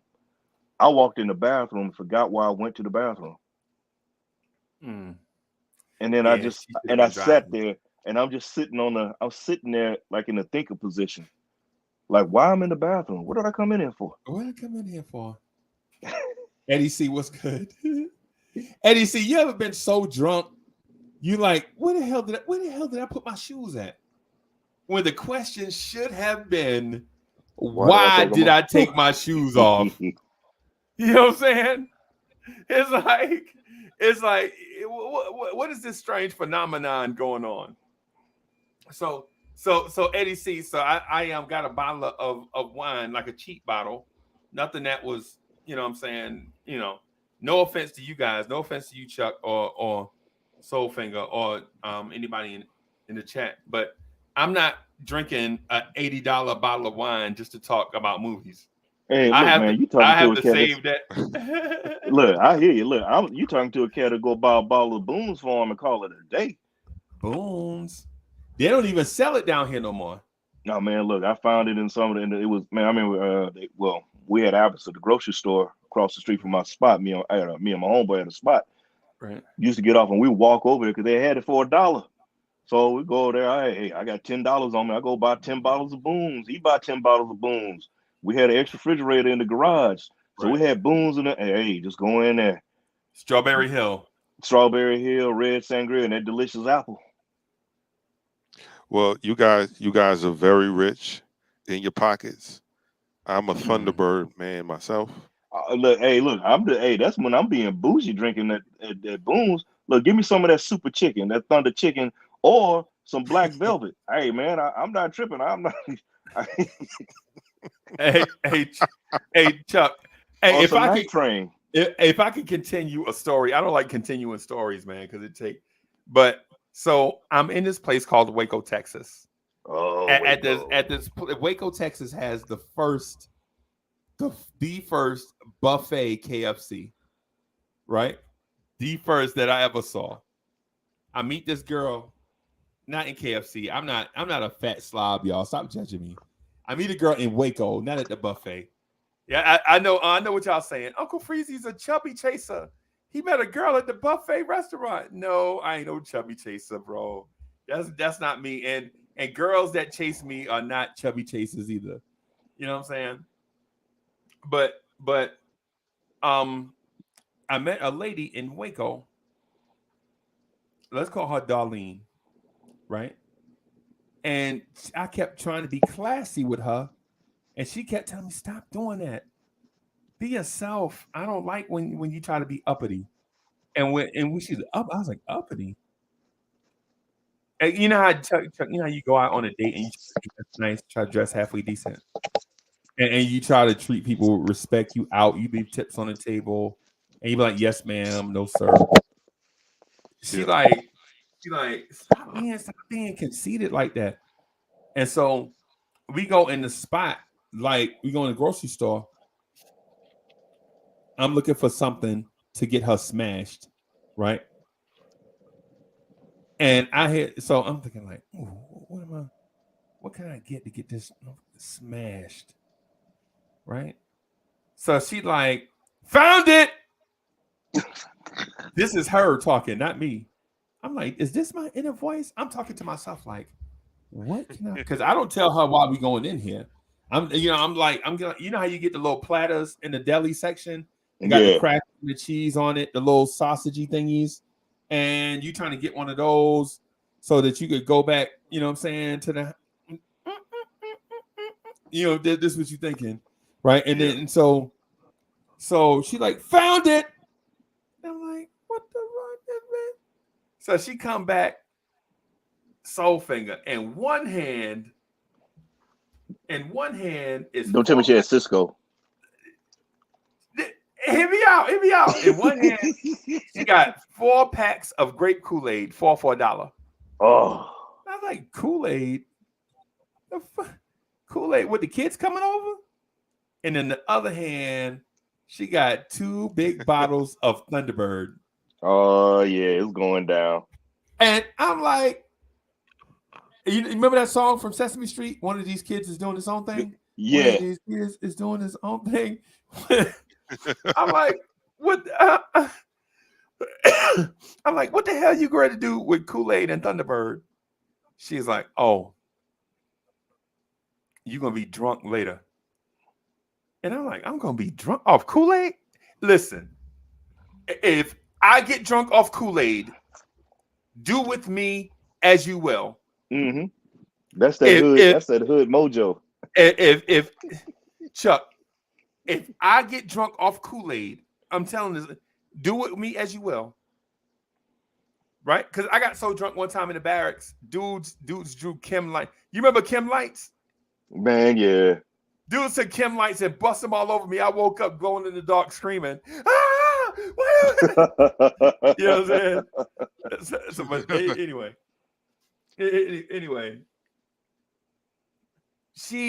So we get back to her crib, and this is before, y'all ever seen a 1-bedroom apartment? Oh yeah. I ain't never seen nothing like that until then. A 1-bedroom, it was like a little spot. It got like all 1 bedroom side by side. I ain't never came to, now I seen a 2-bedroom, 3-bedroom, certainly. That's customary. 4 bedrooms, yeah, when you know, bougie. 5 bedrooms, I've been in, yeah. Yeah, so, my ex-girl had one up in Oceanside, 1 bedroom. A 1-bedroom joint. Like a bedroom, a bathroom, and everything else was open. Mm-hmm. Right? So I'm like, you gonna do some of that downhouse voodoo Bayou Mojo, ain't you? She's like, no, I'm about to mix this together in the car. We're gonna drink it on the way home.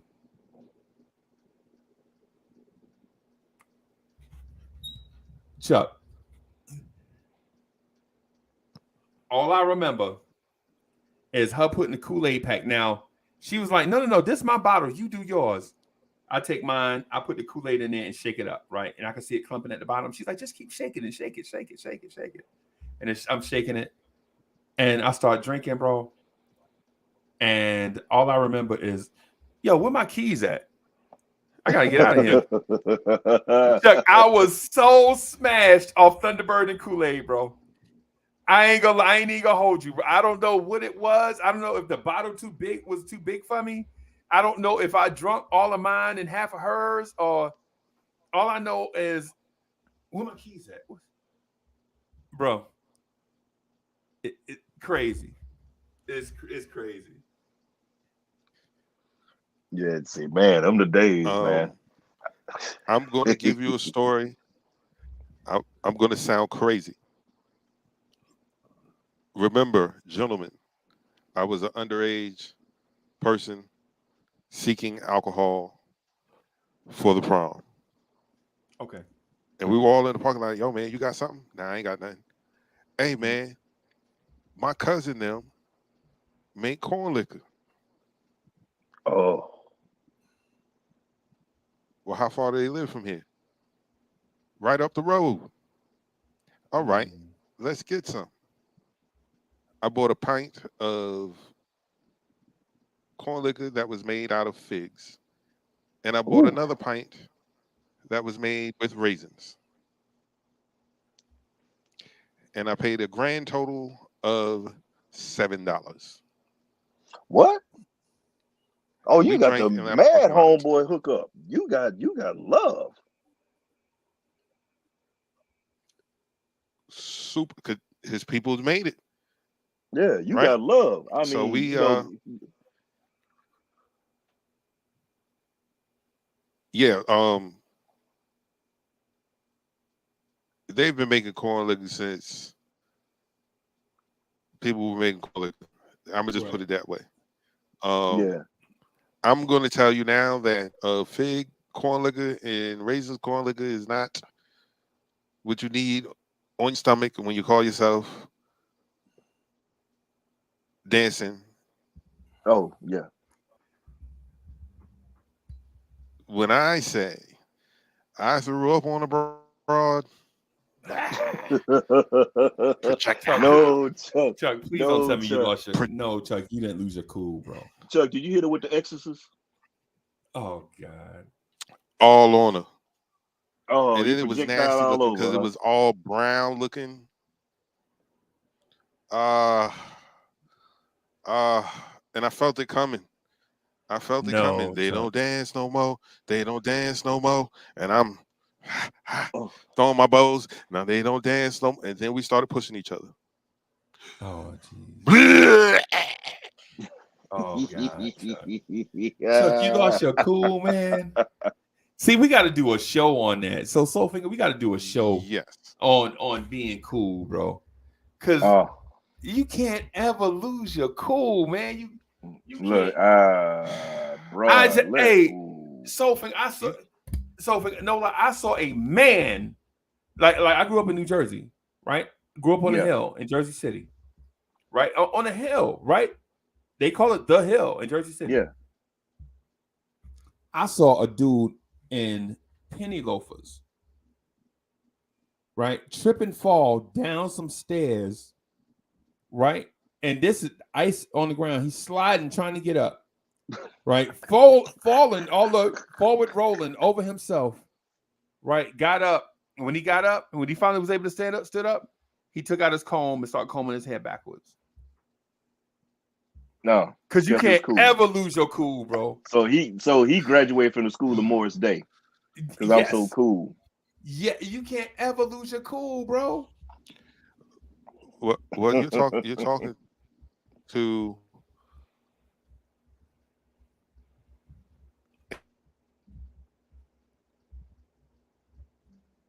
teenager who don't hold of something he knew nothing about. Like he knew people who drank it, Right. but Yeah.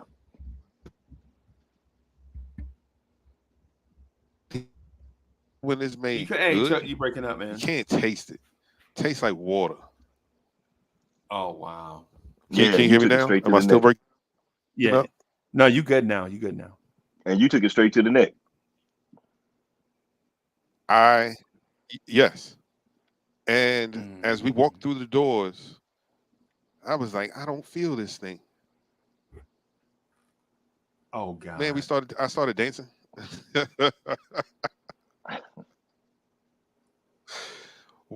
Wow, Chuck Allen has a lot of personality tonight. What's going on? Wow. He's hilarious. Yeah, man. That's funny. Man, you threw up on Shorty. Just so funny. The cops were there laughing. And then we brought you home. We sat you on the porch and we peeled out. Of course. Awful. Of course.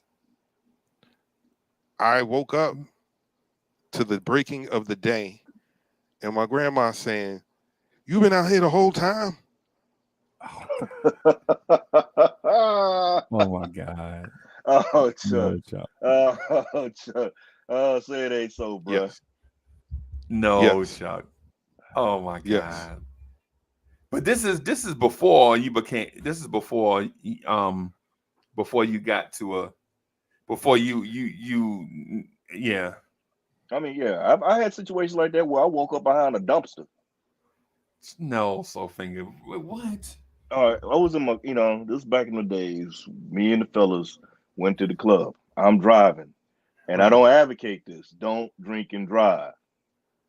Young me, I took a lot of back streets, and I used to use my one good eye. And we were drinking before we got there. We were doing it sitting outside, passing the bottle. Right. Get in the spot, and we drinking even more. We getting ready to shut things down. Everybody try, the lights come on, you trying to make the last minute run, and you trying to get your come ups or whatever else. So I'm the one driving, and I had a 91 Ford Probe. Wow. Yeah, 91 Ford Probe. I'm loaded 5 deep. Got the 212s in the back, and I'm Welcome beating. to the club. Yeah, I'm beating. And I was like, yo, who can drive? It was like, man, everybody was too lit to drive. So I was like, I'm driving. I'm trying to get back. I said, you know what? Let me just pull over for a minute. I didn't realize where I pulled over at. So I'm behind, I just pulled off somewhere. I said, and next thing you know, the sun's beaming, windows up, we have the windows. I'm waking up, I'm sweat. I got sweat running down my face. The sun is beaming. And I'm like, open up, and my head is bumping. Oh man. And then when I open, my head is bumping, but the car, everything is spinning. And I was like, oh damn, where am I? And I'm trying to look around, and we were like, man, where are we? And all I see is, wait a minute, man, I'm behind a dumpster. How the hell we get behind a dumpster? I'm asking them, how the hell we get behind a dumpster? They're like, fool, I don't know. You the one driving. I don't know how I got behind. Yeah. Oh my gosh. Yeah, all bad. And they were so drunk that they didn't even, man. Yeah. Yeah. I mean, it was bad, man. I don't advocate that, man, because No, I mean, I've had don't my do days. it, man. Yeah, don't do it. Don't And drink I and was, drive, yo. yeah, don't. My Yeah. younger days, I was that idiot. It was so bad once, went to a house party. And this was for me and they got together. I mean, we were together, I decided to put the batarang on the finger. Right. And she had her spot, I had a spot. And I lived on the other side of town with my homeboy. Right. But the party wasn't too far from her crib. And I said, I ain't gonna drink that much. Before I knew it, one of the cats from the unit was making drinks, man. Now we had a handle, we had handles. And I was drinking nothing but rum. Wow. When I drank, I used to drink rum and vodka with my things. That's how I used to get down. I was a liquor guy. So, Right. and I'm putting it down. And before I knew it, I was like, damn, we get out of here and go. And I knew I was lit because people were moving in slow motion. So I was like, ooh, I got to drive all the way back to North Park. I'm in La Mesa, but I got to drive to North Park. Wow. So I was like, yo, I know which way to go. I'm taking the back streets. But I remembered, I was like, wait a minute, they stay right here. So I'll call her up on the cell. I'm like, hey, what you doing? Oh, nothing, whatever. I was like, hey, I'm coming to the house. She's like, okay, but then you take me home. She was like, well, I need to go home. I'm not gonna say it too fast. I need to go home. Right. She's like, okay. So, and at the time, her and her pops used to live with her for a little bit. He stayed with her during this time. He was staying with her in her apartment. So I pull up to that. I get there and stuff. Now, mind you, I'm lit. Now this is now I moved on from the Probe. Now I'm driving a '96 Honda Accord. I got it dropped 2 inches all around. You know, the Fast and Furious. But I got my 212s and I'm beating up the block with the muffler. All this. I mean, I'm loud as hell coming. I'm loud and I'm setting off car alarms. I get out the car. She's coming up and she was like, "Oh my God, what did you drink? Oh my God, you smell like a." Oh my! I said, I drank everything. How did you make it? I used my one good eye. Right. And I took the back streets. All the way. All the way. Man. Wow. Man, that is crazy. Hey guys, I'm gonna have to get out of here. So that I can let this wine finish me off. Yes, sir. You know what I'm saying? Chuck, as usual, man, it was dope. It was a pleasure. Soul Finger. G-Man, I know you still watching. If you ain't dozed off. Everybody, thank y'all for watching the movie review of Boyz N The Hood.